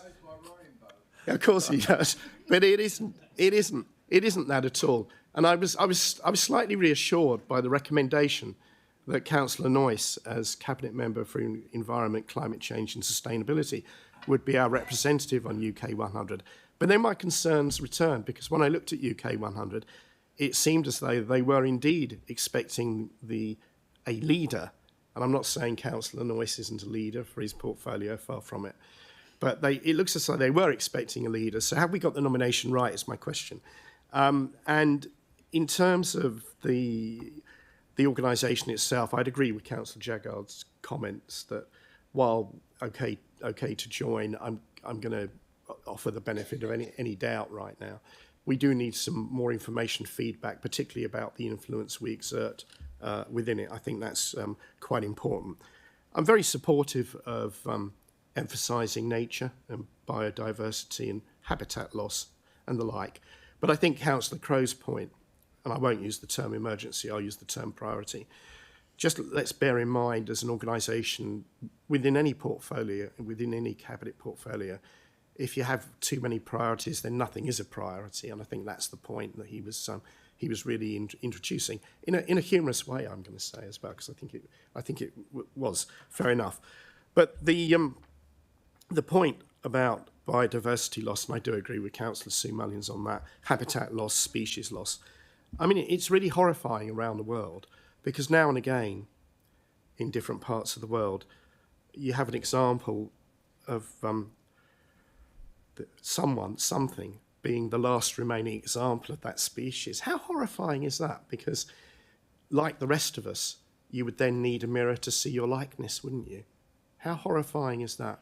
Just think about it. And yet it happens all around the world every day. We're losing a species. So it's right to give emphasis to that. So in conclusion, with my UK 100 observations, which perhaps might provoke or even generate a response, I'm happy to support the proposals here. Thank you. Thank you. Councillor Burgess. Thank you. So I take it then we'll be saving the Telford Oak from now on, because I take what Councillor Mullins is saying about the insects and bees. If the insects and bees go, we die. And I did put forward a question going back to the heat. I'm jumping all over the place because I'm aware of the time. I did, when the gas and heating network was first muted, suggest that why are we using gas? And I was told it didn't matter. It could be sorted out later down the line. However, what I want to ask, because I'm a bit vague on this, and I'm hoping someone will explain it to me. I'm getting old now. Who exactly is UK 100? Are they an elected association? What are they doing? And why are we working with them? I think those are things that I'm really confused about. I would love to support this recommendation, but that's in the back of my mind that I couldn't come to the meetings because unfortunately I was ill, and I wanted to come to the meetings to find out more about it. But it's only 64 words, perhaps, okay, it wasn't worth coming. But so could someone explain to me? Thank you, because I'd like to know exactly what UK 100 is, who they are, how they're associated with us. Are they a particular group that are, what sort of group are they? So thank you very much. Thank you. Councillor Jones. Oh, well, we're back to me, are we, Madam Mayor? Well, I'll try and indulge Councillor Lanza's newfound desire for humour in the council chamber by responding on some of the points. I would say though, let's start with Councillor Crowe, and listening to Councillor Crowe talking about the environment reminds me of the late great Tony Banks in Parliament describing his Conservative opponent Terry Dix, and something he just said like watching Vlad the Impaler presenting Blue Peter. All I can say is that some of the things you said about the emergency version on the horrific there, Councillor Crowe. We've been looking at this whole area based on our further experience of and rollout of the original Climate Emergency Action Plan, and we are refining it. I think they've been the right changes, but if the money isn't there, however, we can't meet our targets. But we are at least assuming that if we do get that money, we can meet them. The district heat network, the next phase is actively being looked at, as Councillor Lunnan mentioned, which would potentially change the energy source from gas, that's certainly the case. But I take satisfaction that we have one at all, though, because it makes us rare among local authorities that we have that, and that's one of the finest achievements of that era of the council. I think that was achieved, and it helps in our process. Now, with West Sussex County Council's record on cycling, I'm not sure Councillor Crowe wants to be criticising anyone else's record on cycling on choices and things like Little Holland, but I just have to ask him, just taking it seriously, isn't a nature emergency worth isn't it worth giving it that awareness? Because, you know, I don't really want to have a Dutch auction with him on not declaring emergencies. We can call it a crisis, as I think Councillor Jaggard said, rather than emergency, if it makes... you know, so Councillor Crowe said that this isn't a matter of life and death.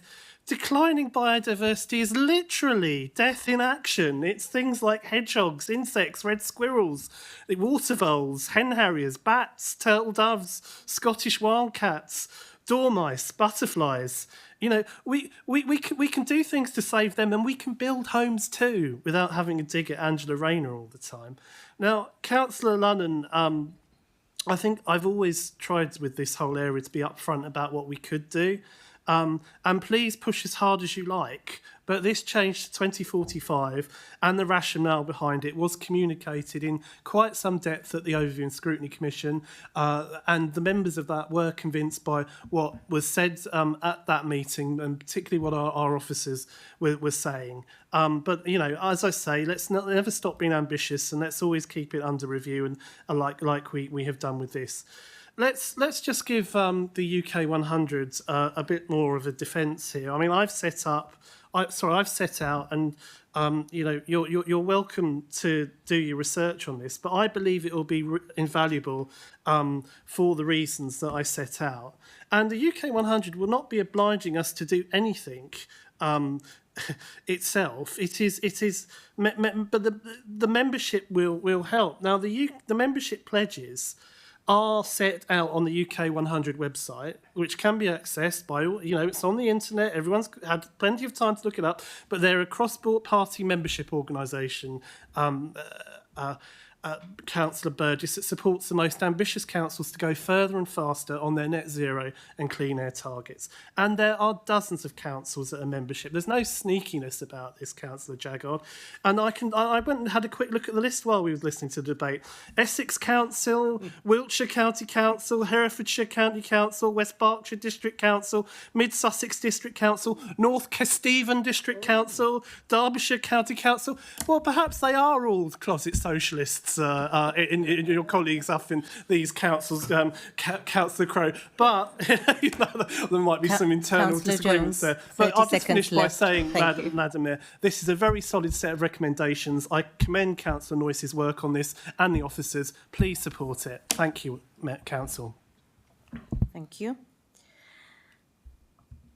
Is that agreed, or would you like a vote on it? Agreed. Thank you. We will now consider the final recommendation of the evening. Councillor Jones, please introduce Recommendation 5, Budget Strategy 2025-2026 to 2027-2028, starting on page 59. Is it on? Sorry, thank you, Madam Mayor. I present the budget strategy to full council tonight, and detailed proposals will begin to come through to members in the new year, following the delivery of the local government finance settlement to the council later this month, which will give us more certainty on the exact amounts of money we can expect to receive from central government in the next financial year. But the important thing to stress, this is a well-run council. All the financial indicators show that we've made the right choices over the last decade, and that we have therefore benefited from sound finances which have enabled us to deliver the council's priorities. The current pressures on the council are not new and are not also of our making. We have been warning of them and now we are facing them. But we're facing these challenges with a record of financial prudence and good management that puts us in the best position we can to tackle the issues we now face.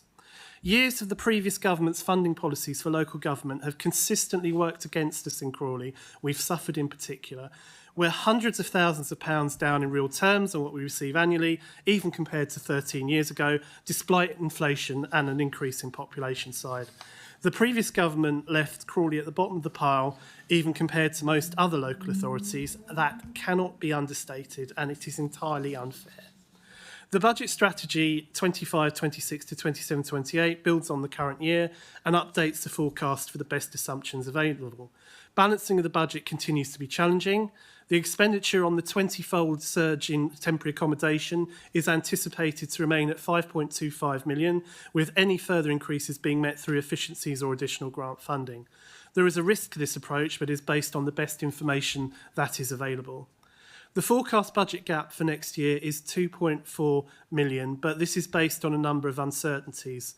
The autumn budget announced an increase in core spending power and more needs-based funding. This is welcome from the new government because such targeting should benefit areas like Crawley with areas of deprivation much more favourably. However, the precise detail of how that will be distributed is yet to be received. The Council has achieved significant improvement in contract negotiations, like the Hawth and K2 Crawley, but these on their own will not have been sufficient to plug the budget gap. Further corrective action will therefore need to be taken. We've benefited from the income from our commercial assets in the past, but they also pose an increased risk when they become empty. As I mentioned earlier, there continues to be uncertainty over government funding, but it is unlikely to breach the gap with the information we have at present. Since the budget for 24-25 was approved in February 24, work was undertaken to split the budget into 4 areas. In summary, those areas are statutory, essential, income earners and discretionary. Each has a different strategy to reduce expenditure or increase income, or a mixture of the two. The next key piece of information is the provisional local government finance settlement in December, or later this month, I should say.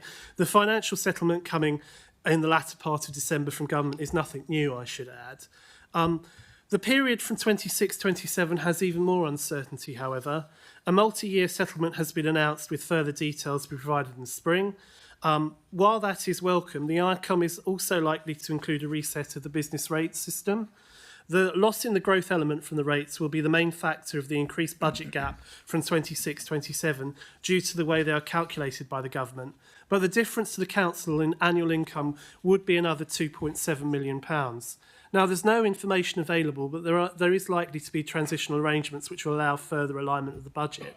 But it is, however, impossible to set a budget for what that's likely to look like. And so it does look like the figures for 26-27 are more concerning than they are actually likely to be, but I can't give much more comfort than that. But it does mean, however, that we may need to make larger reductions during the next year to guard against the risk of Section 114 the following year. It should also be noted that the forecast does not include any planned use of reserves, as this would have the danger of obscuring the gravity of the financial situation, including the expenditure on temporary accommodation. Given the other pressures, we're also looking to ensure borrowing is kept to a minimum. In conclusion, setting a balanced budget is going to be extremely challenging, and the figures are likely to change. Bridging of the budget gap is likely to require a combination of planned reductions in expenditure or increase in income combined with a planned use of reserves. We will continue to involve members in the ongoing process, including dedicated seminars to address finding the solution and achieving that balanced budget we have a statutory obligation as a council to set.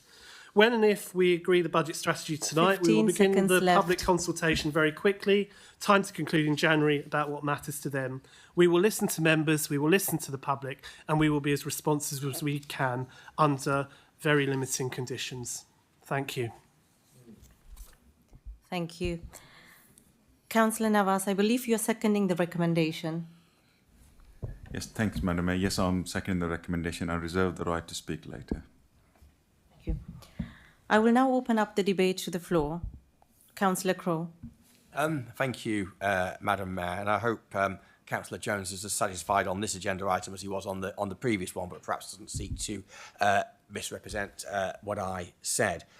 We know it's a challenging time for local government, but I don't quite accept the analysis as to why the council's finances are quite in the perilous state that they are. The analysis provided by Councillor Jones. Have anyone ever noticed it's never ever his fault? You know, Councillor Lanza flagged this at a previous meeting. He asked Councillor Jones what was the biggest mistake he's made. He's never made one. He's never seemed to have got anything wrong. And yet, he used the term prudence in terms of how the council has looked after its finances. And I'm sort of reminded of Gordon Brown, and prudence was the last thing he was, even though that term was associated with him whilst he was Chancellor. The council is facing a budget deficit of £2.45 million for next year, and we have seen over recent years as well, when we looked at the budget monitoring, how considerably the council has overspent in 6 figures for the overspend that we've had at this council. And I identified at the previous cabinet meeting that while 70% of that was temporary accommodation, 30% of it was other matters that was not temporary accommodation. And some of those issues were things like pay award, but also things that were within the control of this council. So, just don't take Councillor Jones's word for it when he says this is a well-run council. Nothing is ever that clear cut. Now, I do accept that the council is not responsible for a lot of the financial pressure that it does have upon it, and it is going to be very challenging in future years for the budget. Now, we're not the only council that has these difficulties. I was looking at Brighton and Hove, and they have a budget deficit of £37 million that they are facing for next year, about 2.5 times the size of Crawley unitary authority. But they say that they think it's probably going to be about 30 million because they believe they're going to be getting some extra money from government. And Councillor Jones mentioned the local government finance settlement. That's due out next week. Yet we members were told at the seminar that we have no idea what how Crawley might do with that settlement. But we actually did hear Councillor Jones tonight say that it is unlikely that the gap will be closed as a result of the local government finance settlement. And he's right on that. But this brings me to my other point, that we've got this budget deficit, but if anyone's ever seen a comedy film from the 1980s, one of my favourites, Revenge of the Nerds, and there's a scene in that where a doctor says, "Where's the beef?" Now, if any of you have seen that film, you will laugh, and I can't say what the scene was, not in a public council meeting. But the point is, this is what it reminded me of. Where is the beef? Now, Brighton and Hove, they are doing a public consultation. So if any members are at a loose end tomorrow night, you can go down to Hove Town Hall, and they've got they're open for the public, and they will be presenting to members of the public what savings do you think we should be doing. They are talking about options because they know that they are going to be having to provide have significant savings for next year. We know we're going to have significant savings. It might not be 2.45 million, but it will be significant. Yet we have no detail whatsoever as to what those savings are going to be. We will not be finding out until the last possible moment in the budget process when we go towards the OSC and Cabinet and full council in February. There's a bit of a lack of transparency there. We know we're going to have to do some savings, don't know quite how much. So why is nothing not in the public domain already? I just leave that hanging there. But I do recognise it is challenging, and officers are working hard to try and close the budget gap. And I support the approach about looking at what's essential, what's non-essential, etc., and looking at everything that we do to try and find the best and the fairest way to ensure that we do balance the budget next year. So we will be supporting the strategy. We need to have a strategy. It's sound, but please don't take that as assuming that we're just going to support the actual budget when it comes forward. When we finally get that detail, we will look at it carefully. Thank you. Thank you. Councillor Nawaz, do you want to come back on this? Thank you, Madam Mayor. I think Councillor Jones has put quite comprehensively, and I would just want to say it's not an easy time for any councils, as has been mentioned, but especially for Crawley, the size of the Crawley Council. And we are in this position of, I know Councillor Crowe mentioned about Crawley's view, but at the same time, you need to think about why we are here in this situation. In the last 14 years of the Tory cuts, we've been put into this position. I think the Crawley Council, in terms of the formula set by it, our council receives quite less money than any other comparable councils, and this is where we are for. We have to make difficult choices, and we are doing that. And I believe consultation will be up soon with the councillors and with the members of the public as well. But I believe Councillor Jones will sum it up quite nicely when formally moving the recommendation. Thank you. Thank you. Okay. There are no further speakers. Councillor Jones, please formally move the recommendation. Well, I'm mildly mildly surprised there's not more comments from the opposition on the budget strategy. I mean, can I just say to Councillor Crowe, I sympathise with his frustration in not finding anything that I can be blamed for. And I'll have to say, I'll accept blame when it's mine. But this what's happened to national funding certainly isn't anyone's fault on this side of the chamber. Your government cut the revenue grant that we received from central government by over a third. And misrepresenting that temporary accommodation isn't the main culprit by quite some measure is just everything. To complain about that would be like to complain about someone's left the taps on in the toilets on the Titanic. It is really not. It is not fair.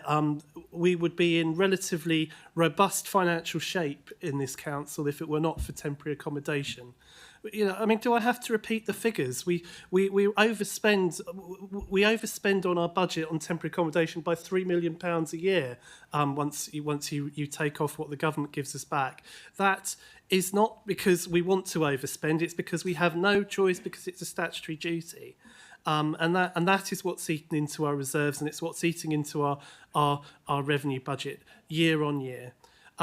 Our finance officers are not going to speculate on extra money when we don't know what we've got yet, and we won't know for another fortnight. Now, Councillor Crowe did ask this question earlier on, why are the details not all out there yet? One of the main reasons we don't know how much we're getting yet. I just said that. And the officers also told you why. We're not until we're sure of our precise financial position for the next year do we want to put any member of staff in fear of their futures. And I feel strongly about that as well.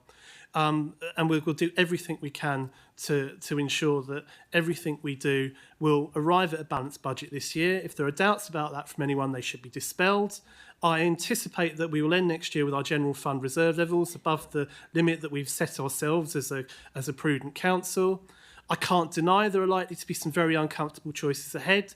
We have held back many of these decisions and shielded residents for as long as we can against impossible pressures and well over a decade of insufficient government settlements, but this ultimately can't be held back through good financial management alone. There comes a time when the money isn't coming in, when you have to take the required action. I need to stress again the weaknesses of the local government fundings formula set by central government that currently doesn't even provide us enough money to cover our statutory services, never mind our discretionary ones, is at fault here. The only alternative to us making the savings that we will have to would be to declare a Section 114 when the government would send in commissioners who would not only inflict the same cuts but worse ones as well, and all out of local councillors' control. So I'll finish there, Madam Mayor, but the support from the council on this will help us to keep ourselves in a firm financial footing going forward. Thank you very much. And I formally... Thank you. Is that agreed, or would you like a vote on it? Agreed. Thank you. We will now deal with the notice of motion before us this evening, which is set out on page 65 of the agenda. Notice of motion 1, motion on the British Indian Ocean Territory. This motion will be moved by Councillor Crowe and seconded by Councillor Lanza. I therefore call upon Councillor Crowe to formally move and present your notice of motion. Councillor Crowe. Thank you very much, Madam Mayor. I would not normally seek to bring something to Council that relates to matters overseas, but this is different, and it is right that we do make an exception here. When it comes to anything that relates to the Chagos Islands, it can't be discussed in the locality because, as we all know, the islanders were forcibly removed from their homeland, and that is something that I'm sure all members of this council recognise is a historical injustice. Some 3,500 of the global Chagosian community of about 13,500 people live here in Crawley. We are their UK centre of population, and it is the UK that has sovereignty over their ancestral home. We can't turn back the clock, but what we can do tonight as their main local authority in the UK is add our voice to their concerns about the sudden announcement on the 3rd of October that the UK has agreed a deal to hand over sovereignty of the entire British Indian Ocean Territory to Mauritius with a lease for the military base on Diego Garcia. Now, I don't have enough speaking time to list all the reasons as to why this deal is a bad deal, including the serious global geopolitical concerns, but a bad deal it is. And what really rubs salt in the wounds is that no representative of the Chagosian community had a seat at the table. This is a deal being done, not being done for them, it's a deal being done in spite of them. Now, for this motion, I am not trying to score political points. I'm just trying to do the right thing. And for this motion to pass, I need votes from Labour colleagues opposite, as well as Conservative colleagues here. And this is the only time in the speech I'm going to mention political party names. The current UK government has got this wrong in making this deal. And I'll also say that the previous UK government also got it wrong in actually starting those negotiations with Mauritius in the first place. We, the UK, we've been played. Mauritius has very skillfully secured African nations to support their claims and to apply international pressure on the UK. And these are the same African nations that cannot even bring themselves to criticise Russia at the UN for invading Ukraine. They abstain on UN motions voicing opposition to Russia's appalling invasion. And quite frankly, if that's their view on such an obvious atrocity, then their adjudications on other international matters are not worthy of consideration. Now, Mauritius is 1,300 miles away from the Chagos Islands, and in the same way that we don't talk to Argentina about the sovereignty of the Falklands, we shouldn't be talking to Mauritius about the sovereignty of the Chagos Islands. The only people we should be talking to are the Chagosian people. It's disgraceful that they've been left out of this conversation. And in the Falkland Islands and in Gibraltar, they've had referendums on the sovereignty of those territories. They've had a say and they've chosen to stay British. But no consent has ever been asked of the Chagosian people. And it's just plain wrong. And we operate by consent in this country, and yet one part of our global British family is not being treated in a fair and equitable way. Now, part of the dressing up of this deal was that the UK would pay for Mauritius to resettle some of the islands. But with who? Can we trust Mauritius to do this fairly and for it to be Chagosian people who are resettled? And more to the point, if Mauritius can do this, why can't we do it ourselves? I'd have a lot more faith in any British government than any Mauritian government to do this fairly. And let's not also forget that Mauritius introduced a law with up to 10 years in prison for any Mauritian national who dares to question their claims as the sovereignty of the Chagos Islands. You know, is a country that can pass such a draconian law like that really who we should be handing over the Chagos Islands to? But regardless of my personal preference, what must happen is Chagosian people having a meaningful say, and that's what this motion ultimately calls for. The UK government needs to take a step back, stop the deal, and start a genuine engagement with the Chagos community. So please support my motion. Let us, Crawley Borough Council, as the local authority, that's UK centre for the Chagosian community, let us unite, let us speak with one voice, and let us ask the government to think again. Now, I see we've got an amendment tabled by Councillor Jones, and I thank him for that, and I will be accepting that amendment. It makes some valid points about the historical injustice and the fact that Chagosian community are worthy of having reparations, and that ought to be part of the discussion that goes with that happens with them. So I'm looking forward. I think we're going to get support on the amended motion, and I think it will be good for us to say to government, you know, please look at this again. It's not the Chagosian people feel upset that they've been left out of the negotiations, and it's most important that they have a seat at the table. Thank you.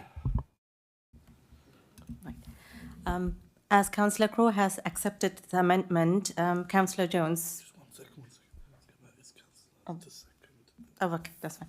Councillor Lanza, sorry. Do you want to second the recommendation? Thank you, Madam Mayor. That's fine. Yes, I will, please. I will, please, now.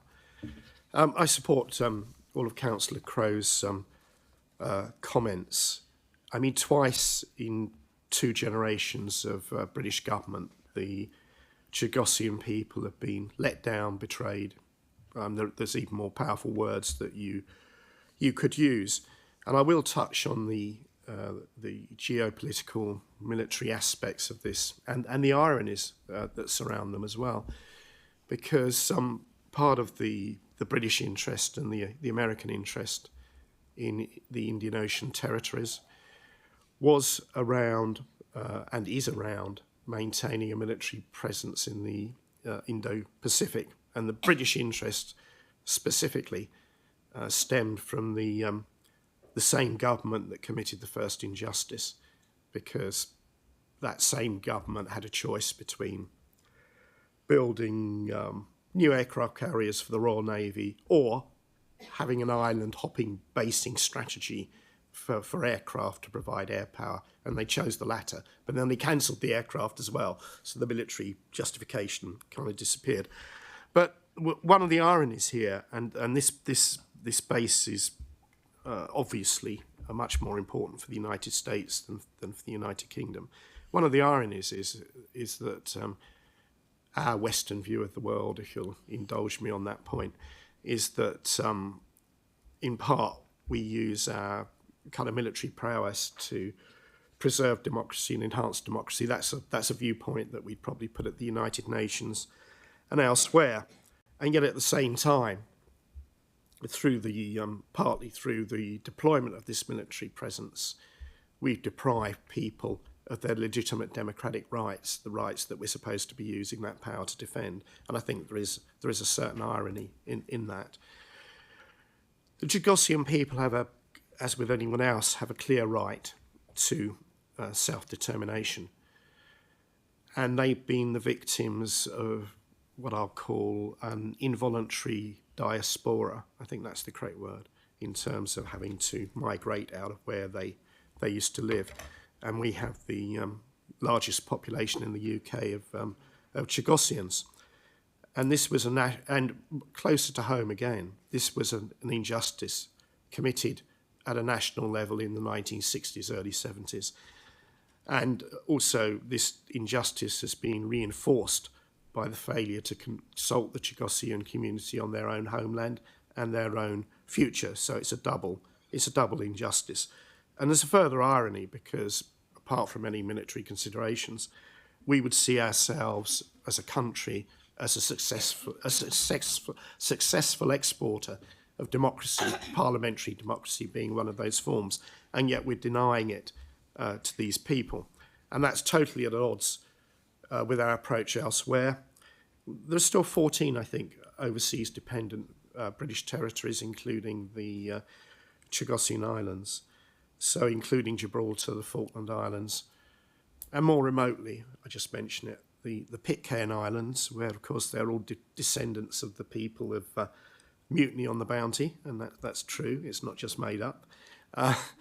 And in the case of Gibraltar and the Falklands, of course, as Councillor Crowe rightly says, they both have had more than one referendum on their future, and they've voted that they wish to remain British.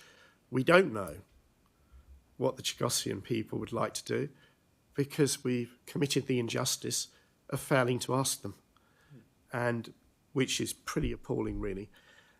The Chagosians, a large number of them, are a part now of the Crawley community, and as with any part of the Crawley community, we owe them the benefit of our support, our influence wherever we can bring it to bear on whatever government is in power in Westminster, to try and do the right thing, to try and right the wrongs of several decades. Thank you.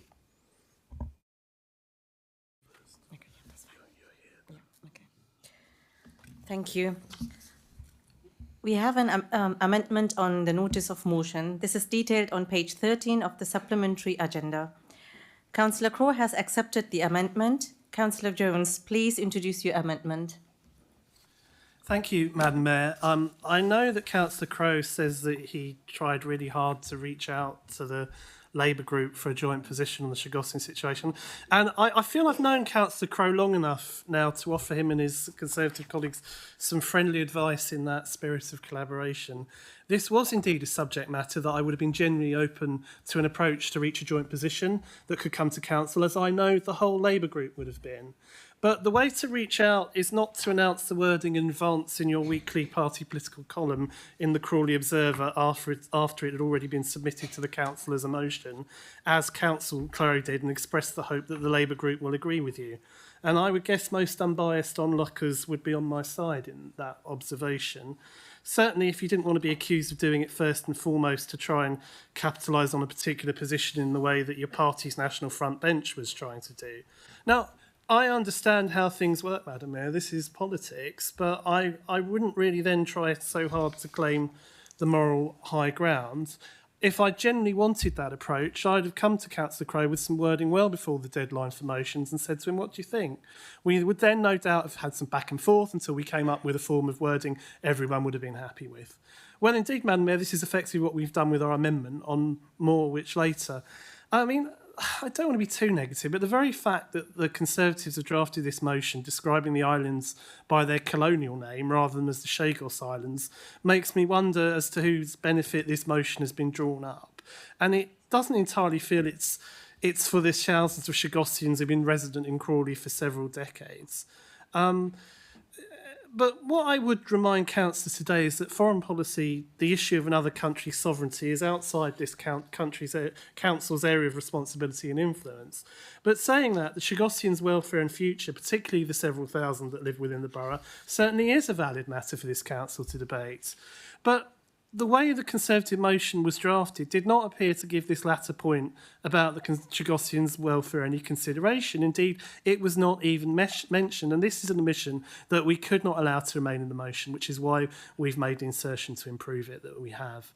And that includes, as I said, giving the Chagossians reparations for their displacement, both in this country and overseas by the colonial authorities, and taking practical action to facilitate their ability to return to their homeland if they so wish.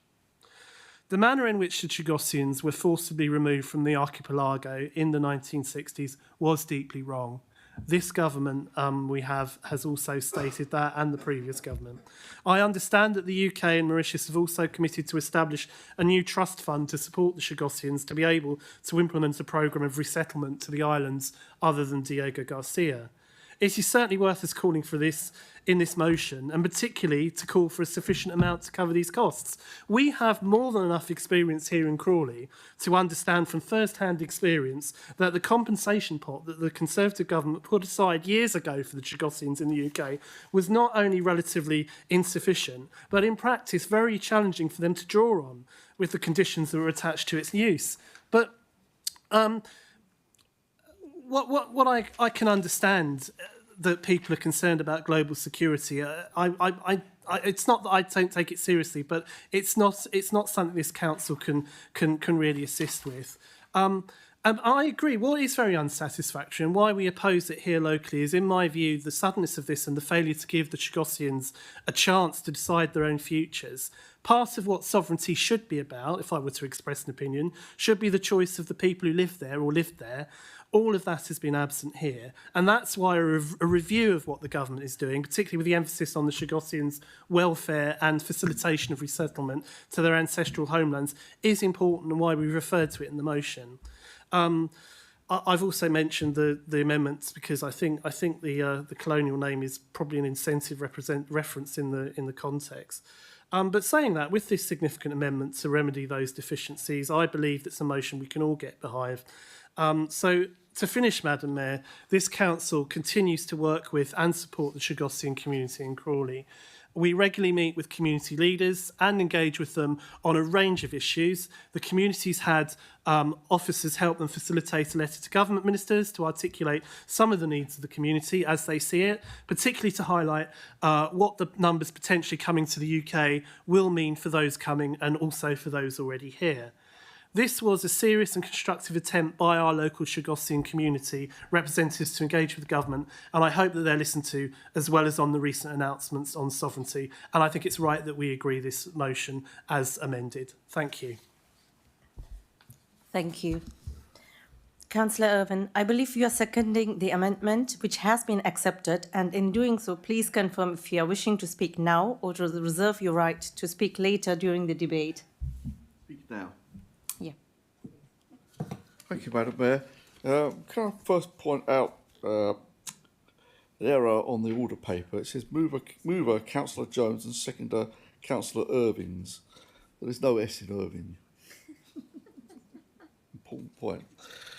Anyway, I have to admit, Madam Mayor, that speaking about foreign policy in Crawley Borough Council's chamber is not something that I'm particularly used to. So I will do my best. Obviously, I'll take an interest in wider politics, as Ian Irving, resident of Crawley. Ian Irving as councillor, I'm more focused on matters to do with Crawley Council. Having said that, of course, if Crawley is home to the largest Chagosian community in the country, then probably the ward I represent, along with Councillor Khan and Councillor Lunnon, Broadfield, is probably the ward with the highest number of people of Chagosian descent living there.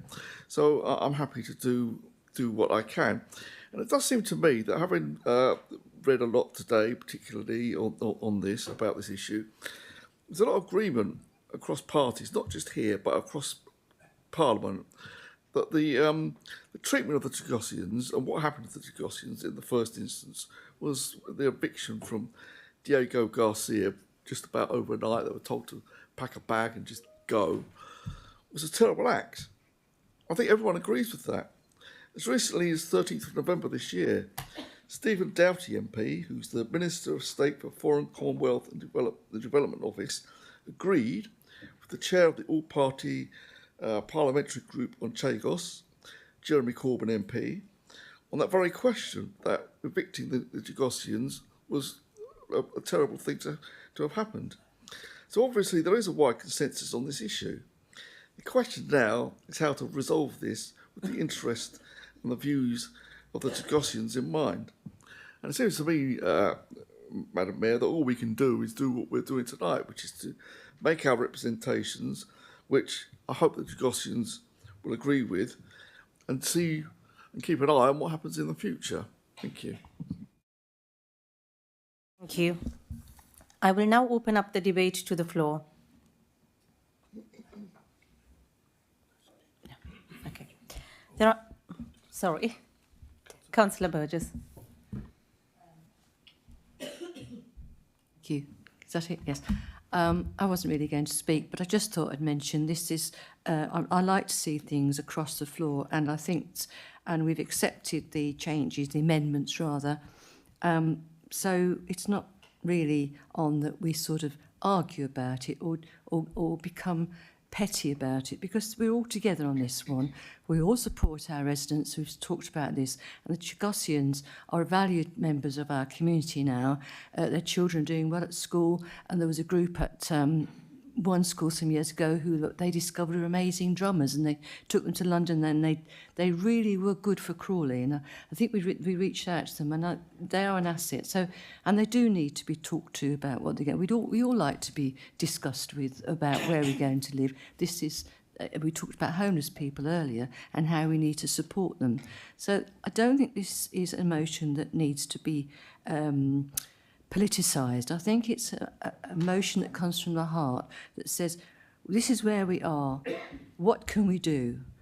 How can we reach out now? We are where we are. Things have happened. Things have moved on. So what, as a group of people on both sides, can we do? And I think we both together reached an agreement. We accept the amendment, we put the ideas for amendments come, and I think now we need to move forward with this and see if we can get the ear of our MP and other people around so that we can move forward and help the Chagosians. They need to know they're welcome, they need to know they have a voice, and they need to be listened to. Thank you.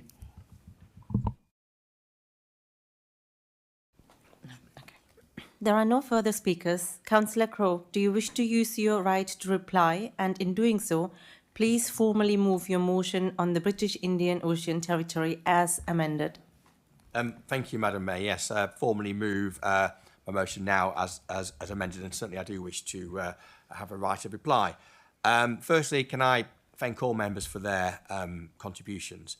I did start my speech, it's got flagged a few times, I did start my speech by saying I would not normally bring something relating to matters overseas to this council, and that is a good principle to have.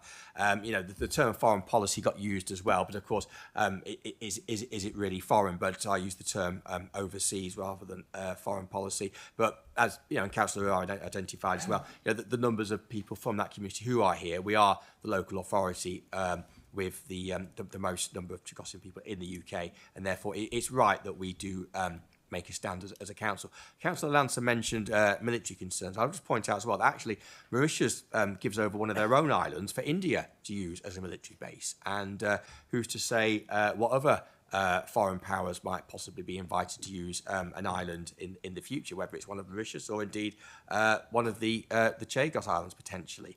I've already thanked Councillor Jones for his amendment. I will just talk to that. Well, firstly, he possibly could have been a little bit more gracious than he was. He knows as well as I do that there are deadlines both for the submitting of motions to council and submitting of articles for Sussex World for them to be published in the Crawley Observer on the following Wednesday when the paper comes out. And those deadlines don't necessarily align. The term British Indian Ocean Territory, that is the political term. And it also helps to identify, because a lot of people will not know where the Chagos Islands are, helps to identify where the Chagos Islands are. And of course, the Indian Ocean Territory, it includes the ocean, it includes a lot of atolls as well that are not actually classed as Chagos Islands. So it's the overarching description. And of course, I did use the term Chagos Islands in the second paragraph of the motion. So there wasn't any sort of intent other than to be helpful and to be accurate with the use of that description.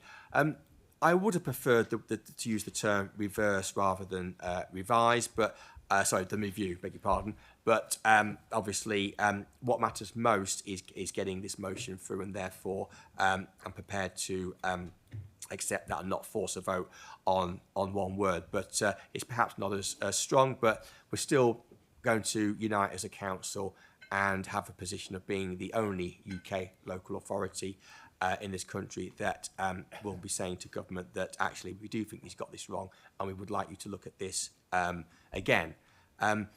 Councillor Irvine, yes, I've already said that I've already mentioned that, so about matters overseas.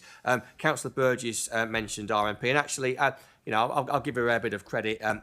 I was quite surprised and impressed to see on Newsnight when this was announced, and his robust comments, and he has also spoken in Parliament on that as well. So I think our Member of Parliament has been concerned about this as well. I will point out as well, previous Member of Parliament, Henry Smith, he was Vice Chair of the All Parliamentary Group that Councillor Irvine referred to, that Jeremy Corbyn is, I think he's Chair, isn't he, Jeremy Corbyn? Yes. And again, he has a number of Chagosian residents, I believe, in his constituency as well. Not much more to add, but just to say that I think it's really good that all members are going to vote for this motion, because I think it sends the right message both to our community here in Crawley and to government as well. So I thank all members for doing that. Thank you very much, Madam Mayor. Thank you. I call for a vote on substantive notice of motion 1, motion on the British Indian Ocean Territory as amended. Can I have a show of hands in favour? That's unanimous. Thank you.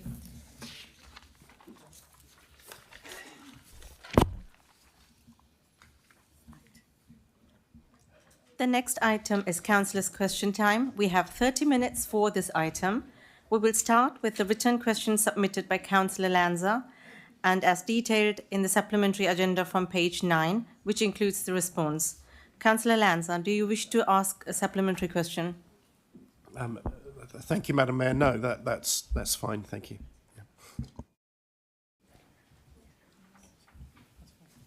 Okay, thank you. Councillor Jagat. Got it already. Thank you. I think this is to Councillor Nawaz, I think.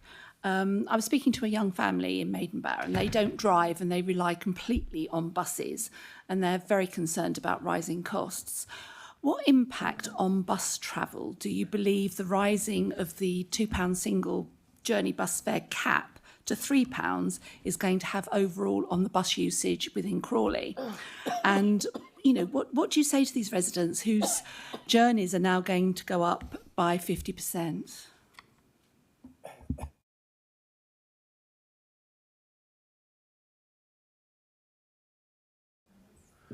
Thank you, Madam Mayor. Thank you, Councillor Jagger, for your question. I believe this was always on the plan to end this subsidy at some point, and I think previous government is trying to do that as well. But given that it's not Crawley Borough Council's decision, it's the central government, is to see, and I think probably as a highway authority, West Sussex County Council might be able to give more information on that. I understand it's going to be difficult, but I don't think so it's in our powers to have any impact or send any or say anything to the bus companies about it. So I'm not sure how can we as a contributor to that. Yeah. Thank you.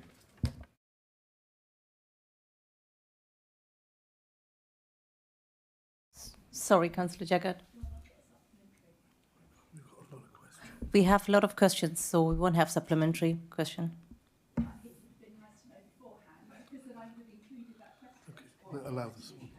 Okay, we'll allow this one. It's not. Oh, thank you. Yeah, I appreciate what you've said. We only have. I know that we do have influence with the bus company, and we have a contact and a sustainability manager.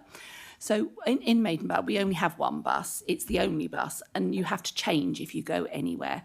Could we look as a council in promoting a hopper fare where passengers can make changes to the bus within an hour without having to pay £3 now per bus they get on? Some sort of they have it in Croydon, and I wondered if we could look into promoting that within Crawley.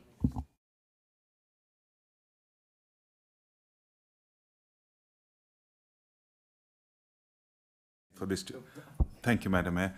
I believe it's already happening in Crawley. I believe so, but it's maybe it's something which is cross-authority collaboration needed on that. I will try to get some more information from officers and get back to you. No, fair enough. I'm not aware of it, but I believe it's already happening in Crawley. Some people who use the bus, they just advised me as well. Does, yeah, but. Yeah, but I will confirm with the officers as well, and I'll get back to you on this answer. All right, okay. Yeah. So, as we have many questions tonight, there's no supplementary question. Councillor Ayling. Thank you. Oh, it's on. Okay. This is to the leader, Councillor Michael Jones. I was told to visit Ellie's play cafe in Bewbush, which was next to the Mill Pond playground when it opened recently. I understand that the cafe will be reopening the community garden project with support from the funding from the Shared Prosperity Fund. Is that correct? And can Councillor Jones ask our officers to look into how volunteers from the Bewbush community, such as myself and others, can get involved in helping with this project? Thank you. Thank you, Councillor Ayling, for your question. And as a ward colleague of yours in Bewbush and North Broadfield, I was also extremely pleased to see the opening of such a lovely facility in the neighbourhood and one of our own council-owned facilities. I don't think the importance of the social value of play cafes can be overstated, because I know elsewhere, when they have been opened, it can help create a network for families with young children, aside from a place to relax while their children safely play, that helps them form friendships and support networks themselves that it may be much more difficult to do otherwise. And I think it's marvellous, and I do wish the cafe huge success. Yes, I recently was pleased to approve a grant from the Shared Prosperity Fund to Ellie's towards the establishment of the community garden. You've heard correctly, Councillor Ayling, and it's within the compound area at the Mill Pond Playground. When we first reopened the building under the previous tenants, the hope was to bring something like this in then.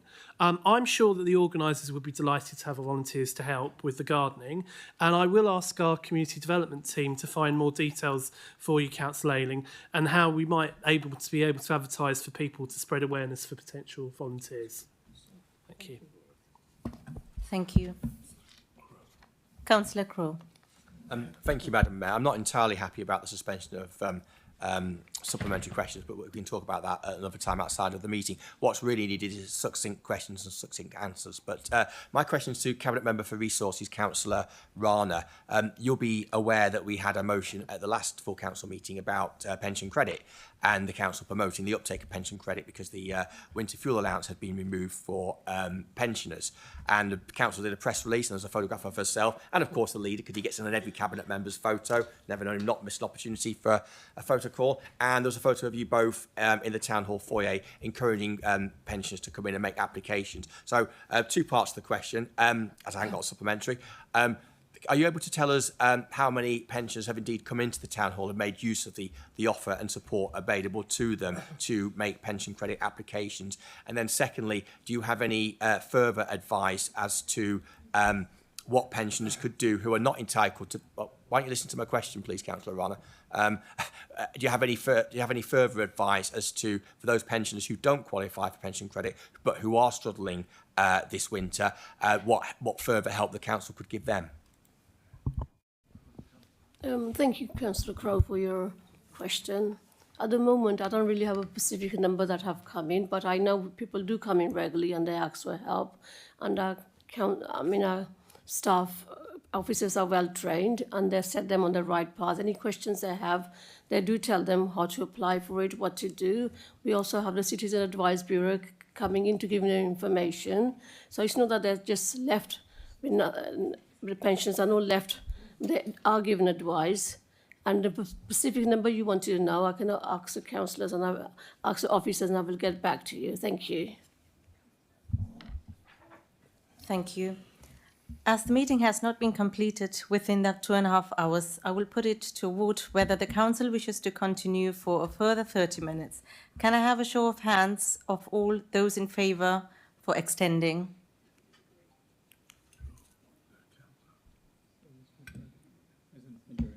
Yeah, that's the majority. Thank you.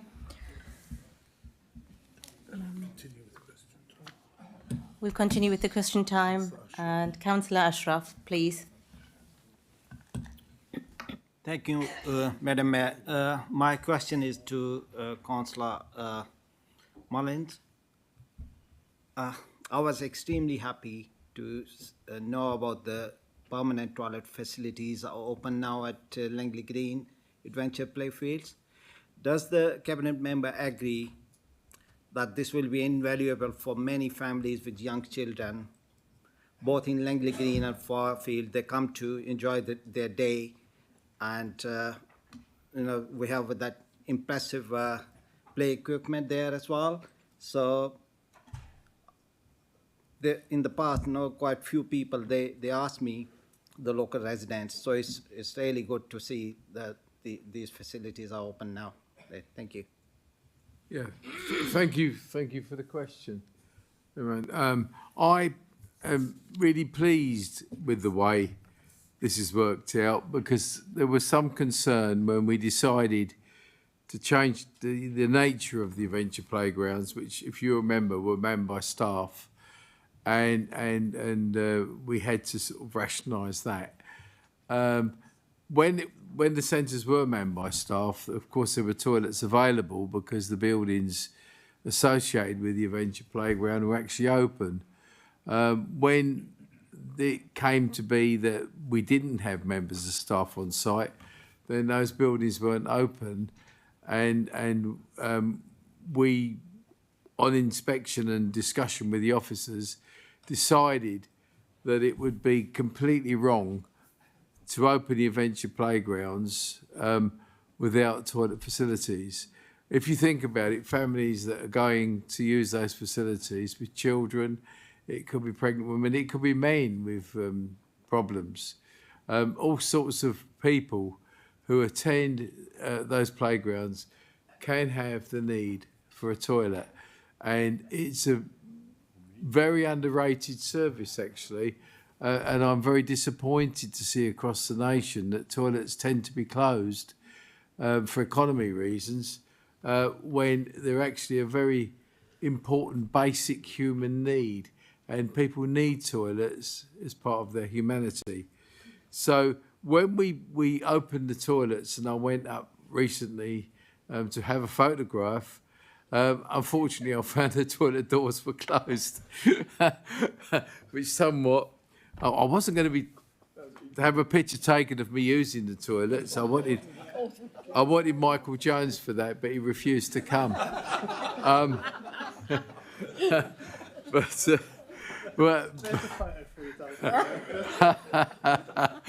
But I mean, we took some pictures outside, and the feedback so far has been excellent, and people are really pleased to have those facilities. They're good quality facilities with high levels of security on them. They're fairly, hopefully, touch wood, they're fairly vandal-proof. And at night time, when we lock up Cherry Lane and the Mill Pond, when we do that, we will be locking up those toilet areas as well to protect them from potential vandalism. And so they should be secure. But I do think that, you know, that we've got to, as a council, and other councils as well, need to reassess the need for public toilets. It is a big failing, and I'm pleased that we're leading the way in saying, yes, we've got this facility for families, and they do need to go to the loo now and again. And I'm pleased that we've got the toilets there, and thank you for the question.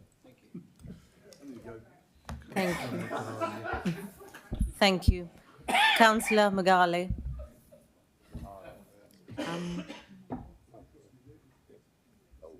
It's me. Sorry, this is a question, I think, for Councillor Noyes. It's about the toilets. No, the toilets? No. Definitely not the toilets. The lifts. The lifts in Kingsgate, at the Kingsgate car park, which is... That's okay. No, it's for Bob. For Bob, yeah. Sorry, Councillor Noyes, sorry. The lifts at Kingsgate car park, which is one of our popular ones and probably most profiteering, but the lifts are not working, so are we able to do something about that? Please? Right. I gather one of them's definitely not working. One of them sort of gets repaired every so often, and that does work, but it's infrequent. Because of the cost of it, I believe that there isn't anything scheduled in place to do anything about it, because the cost is so high. But I'll look into that and I'll get back to you with a fuller answer. Thank you. Councillor Abu Musa. Thank you, Madam Mayor. I have a question for the Cabinet Member for the Public Protection, please. Can I thank the Cabinet Member for the Unity event recently, which brought all together all parts of the community against the prejudice and hatred. I thought it was a positive that we should do something like this every year. Does the Cabinet Member agree? And is she able to confirm where the Unity Pledge that we all signed will put on display? Also, will there still be time to sign for any community leaders or members for the public who haven't already? My question for Councillor Yasmin Khan, please. Thank you. Thank you, Madam Mayor. Thank you, Madam Mayor. Thank you for your question. I would like to thank everyone that attended the Unity event. I think it went really well, and I think it was really good. We had really positive feedback. So I was quite excited. This was our first event, so I think it went really well. Yes, our intention is to carry on annual events because the community, I think they need it, and I think that's what people have been asking for. Like they want annual events. And thank you everyone that signed the Unity Pledge as well. The pledge is available to be signed till the Christmas Eve. So if you, if any community leaders, if they want to sign it, do let us know, and we can get the pledge downstairs, because we're going to keep it upstairs. We don't want it vandalised, because you don't know. But I think, yes, I think it went really well. And if there's any suggestions for next year, do let us know, and we can make it even better. But thank you, everyone, for attending again. Thank you. Councillor Burgess. Oh, thank you. I'll be coming to you in a moment. Before I do, I just want to say, Madam Mayor, a huge thank you for attending the civic service at St John's on Monday evening, together with our Chief Executive, Mr Duke. I'm sure, Madam Mayor, you will join me in congratulating the organisers for a lovely service to celebrate Christmas, which was open to all regardless of belief, culture, and a perfect opportunity for unity. I'm sorry that more couldn't attend. I presume it's because of the meetings that night, which are difficult to rearrange. I accept that. So the question I wanted to ask is on unity. And I must say how pleased and honoured I was to attend the recent Unity event where we signed the Unity Pledge. And I would like to ask how it was determined as to which groups or which members of the community were invited to attend, although I do accept that some of those invited couldn't attend. But how did we reach out to the groups who did attend, and how can we grow those groups in the future? If you want, grow, I can't think of a better word to say. Expand, invite more. Thank you, Madam Mayor. The community development team, they've got a list of like the local community organisations, and that's how they sent the invite. And most of them also came to our unit when the protest was about to happen. So most of them came to show their support. But yes, we will. I will be speaking to them again and see if we can reach out. But I know a few people apologise they couldn't make it. But it is a community development team. They have got a list, and they will carry on, and we will carry on. Yeah. And if you've got anybody in mind, and just let us know. Definitely. Yeah. Thank you. Thank you. Thank you, Councillor Chowton. Hi, this is a question for Councillor Nawaz. I think many of us have been reading on social media. There seems to be a lot of concern that Marks and Spencer's somehow is going to be turned into flats, or and that it's all the fault of the council that Marks and Spencer's is leaving. Could you shed any light on those rumours, and the truth or otherwise of the rumours? Thank you. Thank you, Councillor Chapton, for your question. I totally agree with you. There's a lot been said on social media about the Mark and Spencer side. Well, I say old Mark and Spencer side. As probably this chamber probably aware, I think I've been asked this question in the last full council as well. It's not Crawley Borough Council's building. It's owned by Mark and Spencer. We are aware of that. It's expected to be sold probably by February next year. Council has not been approached by any prospective buyers with regard to the proposed new use of the site. As you're probably aware, town centre is designated conservation area. Therefore, any proposed development will be subject to planning regulations and decided on its merits, possibly coming to democratic way of committee as well. It can be residential accommodation as well on the upper floors, but it's simply speculation at this stage. Mark and Spencer, as a business, categorically did not leave the town centres due to any of the issues people are thinking on the rumours, is the rates or anything like that. Now, business rates not been set by us. It's their business strategy, the model they are changing. They're going from multi-storey building and smaller sites to quite big sites, and that is where they are looking to place their stores. And they have confirmed us on multiple occasions, if they found a suitable site in Crawley, they will come back and if a suitable site is found. So I'm hoping in the future there will be site which is suitable to Mark and Spencer, and they can start their business back in Crawley as well. Thank you. Thank you. Councillor Belvin. Thank you, Madam Mayor. I have a question to Councillor Noyes. Can you please update members on the district heat network extension plans? Has the plan attracted enough new customer, please, to make it viable? And if so, is the council still eligible for the grant of 1.3 million that was quoted in the original proposal plan put to members back in 2017?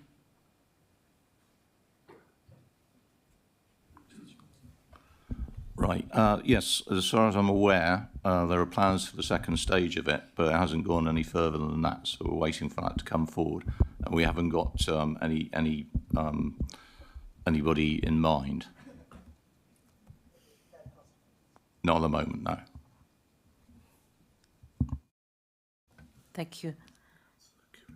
Councillor Kiran Khan. Thank you. Is my mic on? Yes. Okay, cool. So my question is to Councillor Noyce.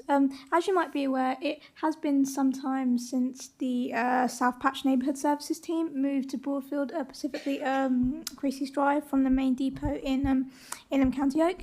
And I would just like to ask how he thinks this has worked, and has he visited the site recently, and how this is helping with efficiency and service delivery for such tasks as grass cutting. Thank you.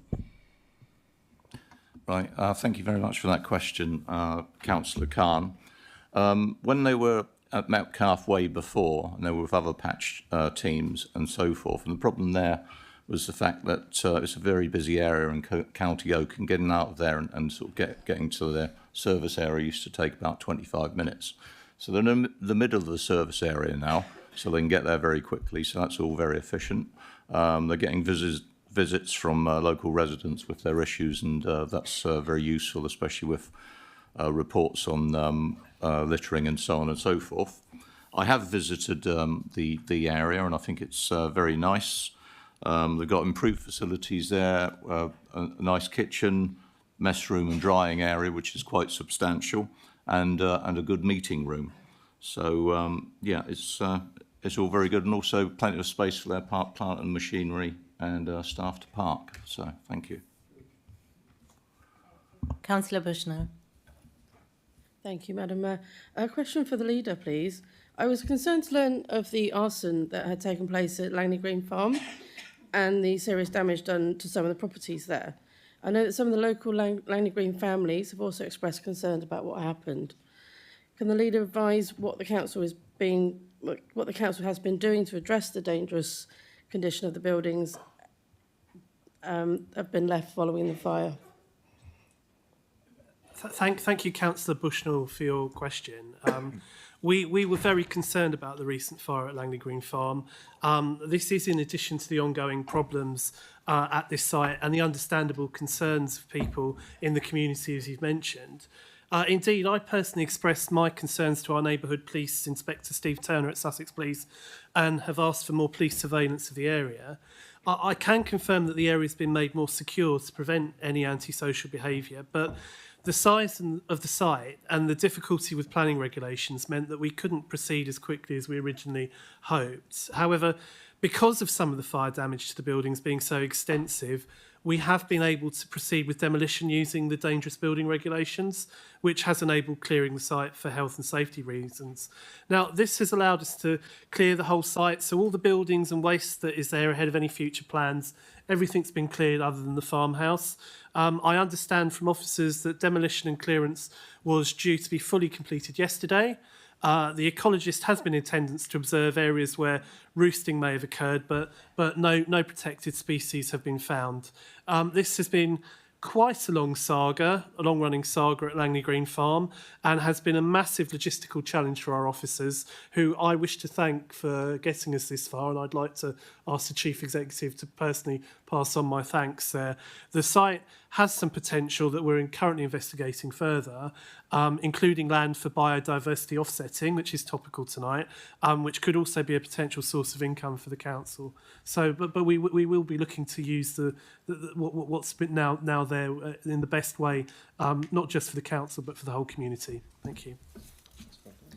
Thank you. Councillor Pritchard.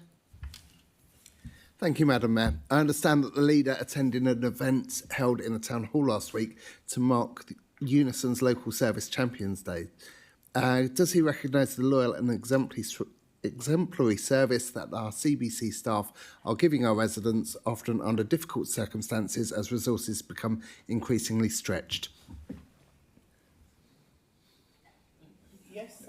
Thank you for your question, Councillor Pritchard. It was a huge pleasure last week to join members of Unison at Crawley Borough Council to mark the day.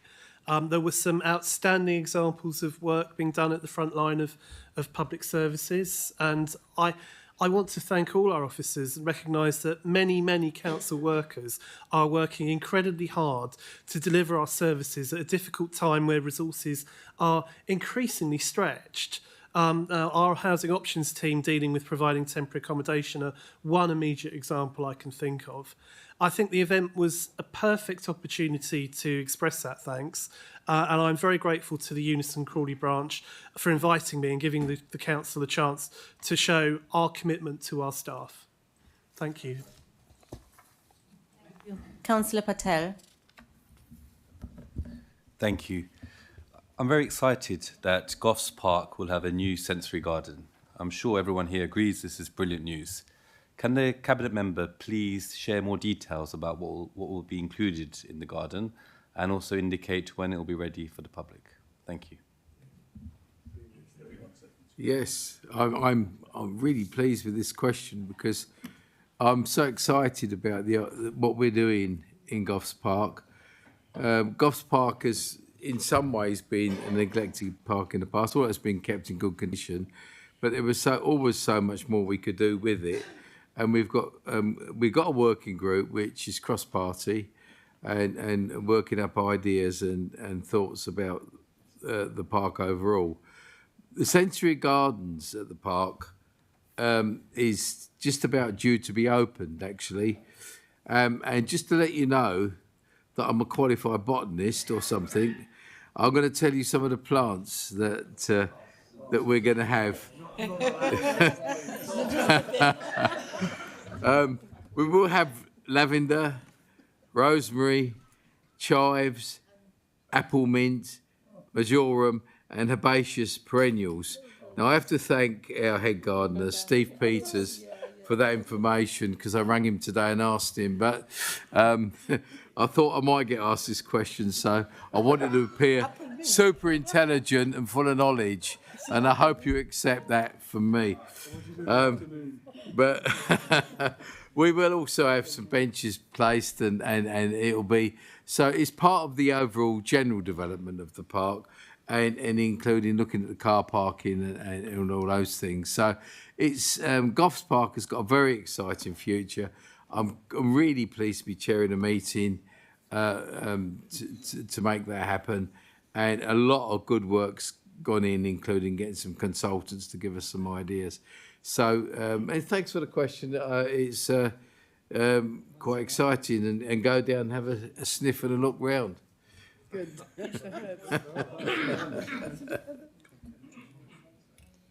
Councillor Jahans.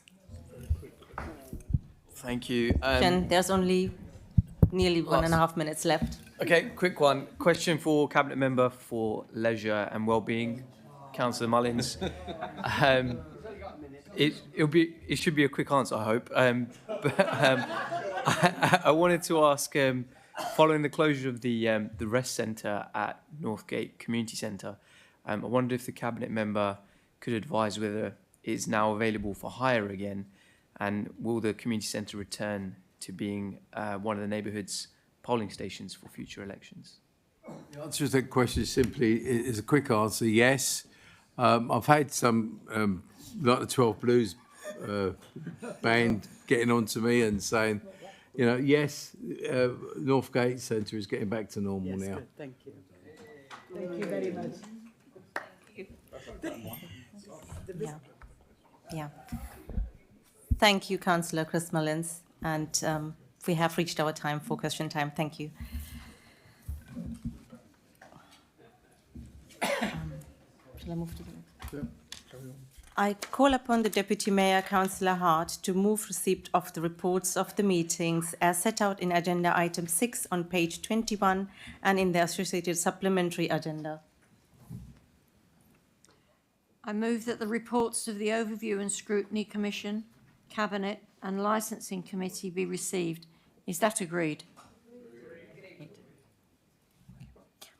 We have 2 items reserved to debate as detailed on page 11 of the order paper issued as a supplementary agenda. We will now consider that item, which is from the Cabinet held 4th November 2024, Minute 9, starting on page 34, Hawth Theatre.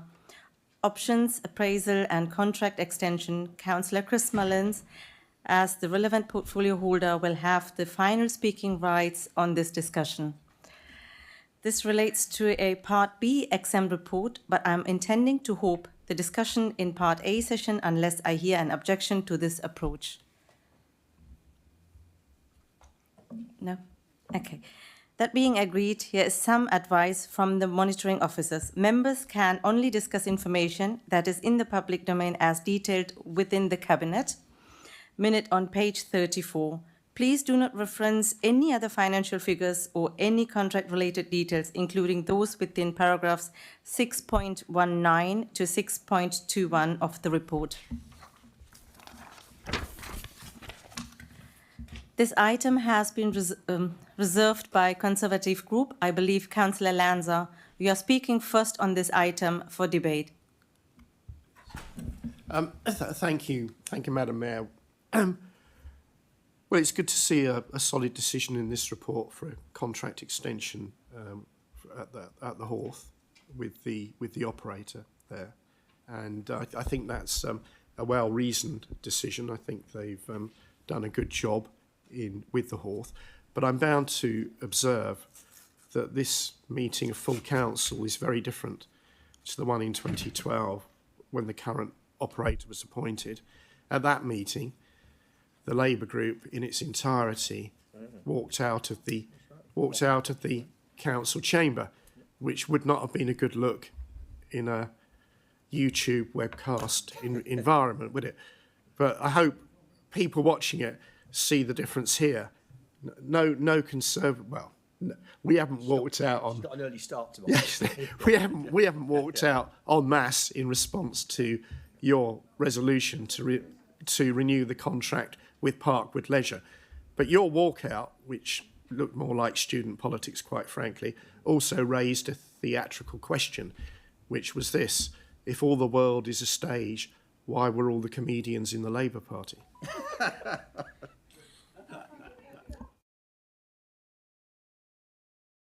Councillor Jones. It's like your government history. Do you know, it's strange, Madam Mayor, because I thought that Councillor Lanza might say something like this.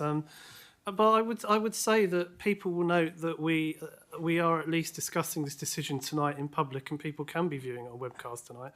12 years or so ago, those of us who were there at the time, Councillor Mayling will remember, you know, when Councillor Lanza and his cabinet drove through the outsourcing of the Hawth against our solid objections at the time, and that his cabinet forced that into a private session, as I recall, and that was indeed one of the reasons why the entire Labour group at the time exited the meeting, because we felt it was precisely something that the public should have had a say on. I haven't forgotten it, even if perhaps he has chosen to. These recommendations are the conclusion of a lot of discussions from officers and Parkwood, and we had real challenges looming. I'm convinced this is the best deal we're going to get, better than going out to open tender. And the important thing to stress through all of that is that we responded to what is an extremely favourable deal from the council's perspective. Now, I'm not going to steal the cabinet members' thunder on this, but I wanted to say something on this. And before the Conservative group get too jubilant about the decision that's been made, that isn't to say if finances had been healthier, we might not have made a different decision. We did say at the time we wanted to keep the theatre under direct management by the council, but that's not possible with the current financial situation. But we're very proud of what the Hawth's achieved since it was open. But we have to balance subsidising the arts with our duty to provide other services. I'm sure Councillor Mullins will have other things he wants to say on it. Do we have any further speakers? No? Councillor Chris Mullins. Thank you, Mayor. I'm not surprised that you are taking the opportunity to be a bit surprised, because I have to say that consistently, I have never want to see the Hawth put out to tender. I thought the way it was working and what it was doing with its community activities and its involvement with the community arts and all of that stuff, and ability to offer community groups free services and things like that. There was lots going on, stacks going on, that was very, very community orientated. We do now have a more commercial organisation that does different things in different ways, and we have to be a little bit more hands-off with that as they're the management team than we would have been if we'd carried on running it ourselves. Having said all of that, financial reality these days for councils has to strike high in your decision making, and we were faced with looking at our council finances, and you've heard the budget reports tonight, and what to do, and whether we could actually, if we did go out to tender again, whether we'd get a better tender than what we've got now. General advice coming back was that we've got a pretty good deal and it might be worth sticking with it. And so we've gone for the contract extension.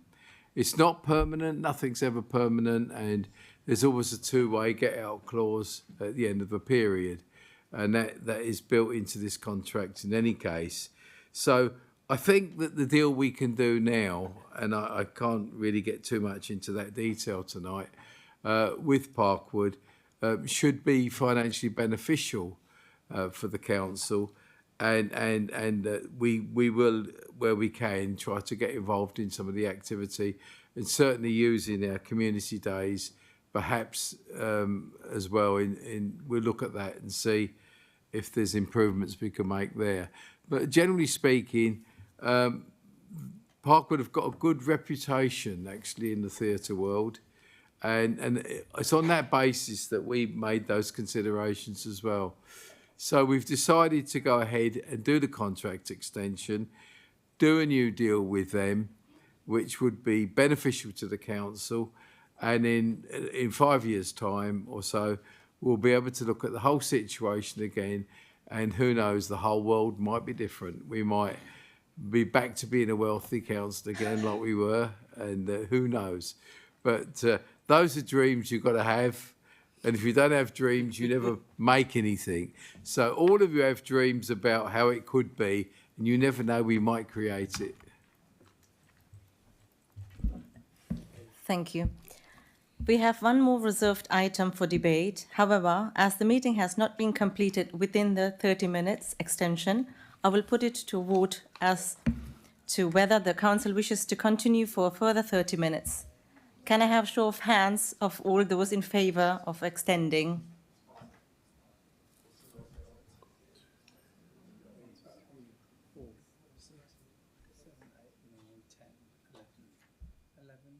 And me too.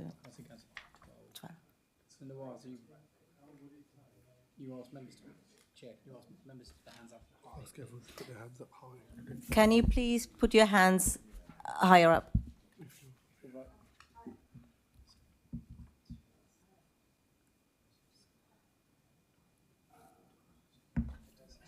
If people keep Can we have hands up high? keep them up. And keep them up, please. People up.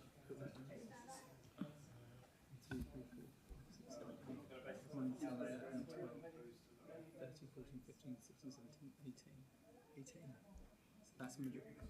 Yeah. There's 36 members, so it's carried. Okay. It's carried. That's the majority. It's carried.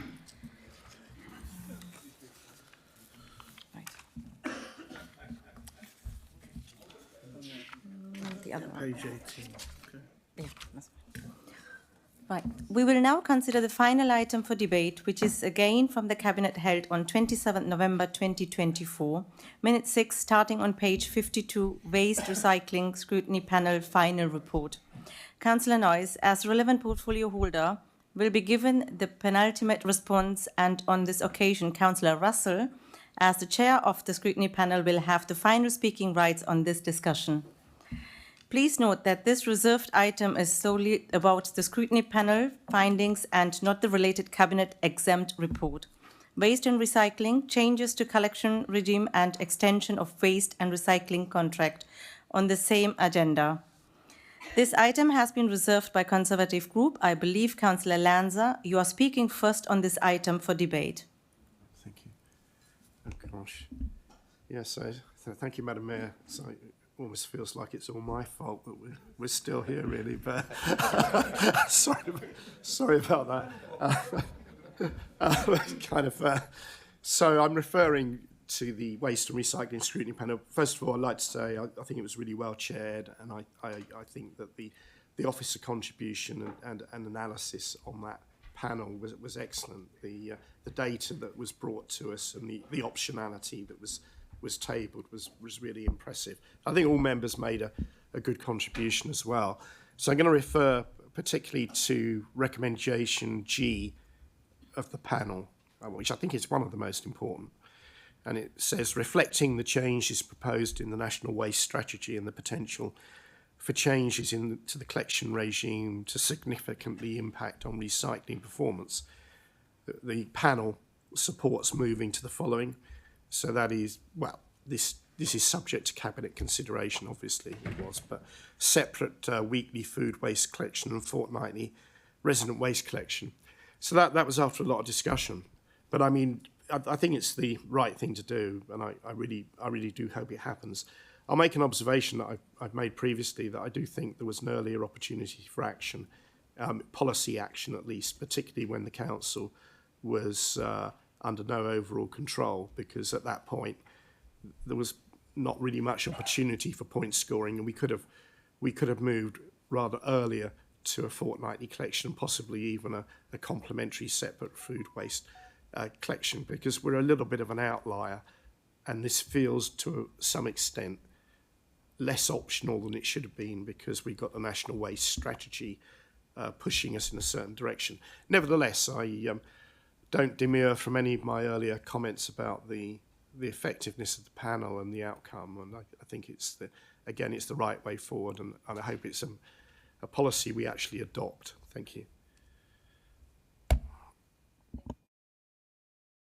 Speakers? Councillor Lunnan.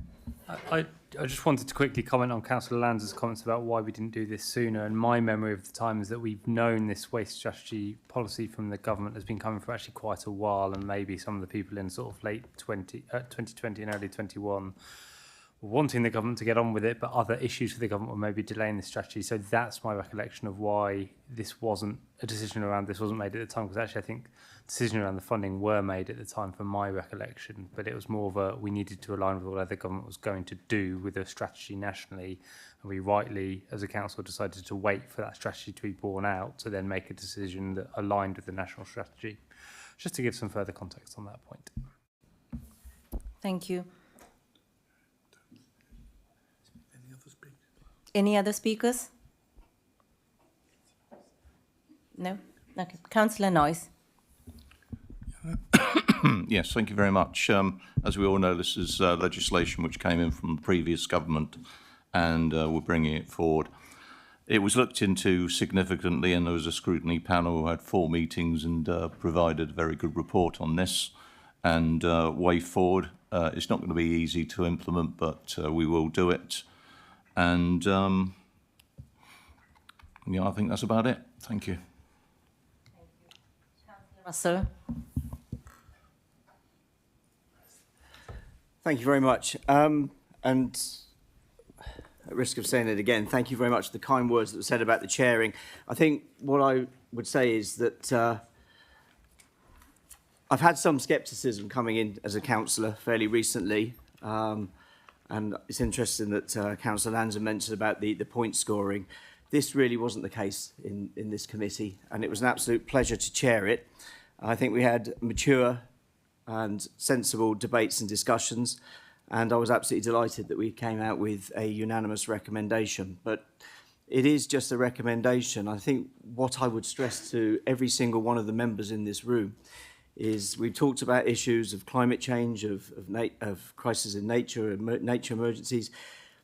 we all have an immense responsibility, both for ourselves and for those that are coming after us, to actually start getting things right. And I'm glad that the motion was put forward and this was discussed. And I'm glad that we came together and to look at ways in which we can increase or improve the way in which we're working. I would mention the mantra, so it's in people's minds, that actually we don't necessarily want to recycle, because that's the third option. We want to reduce, reuse, and then recycle.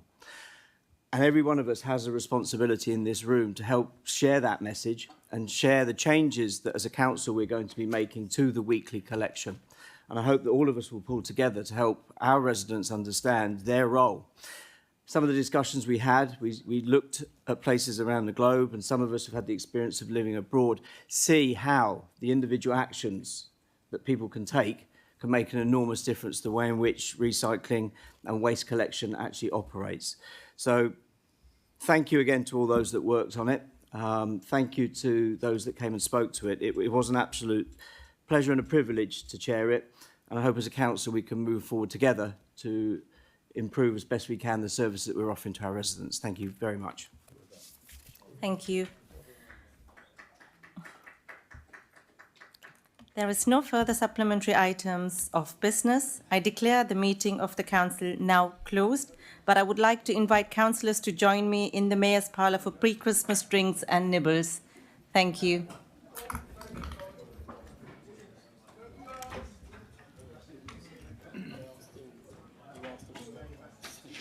Sorry? Well, the camera's still on. Oh, yeah. Oh.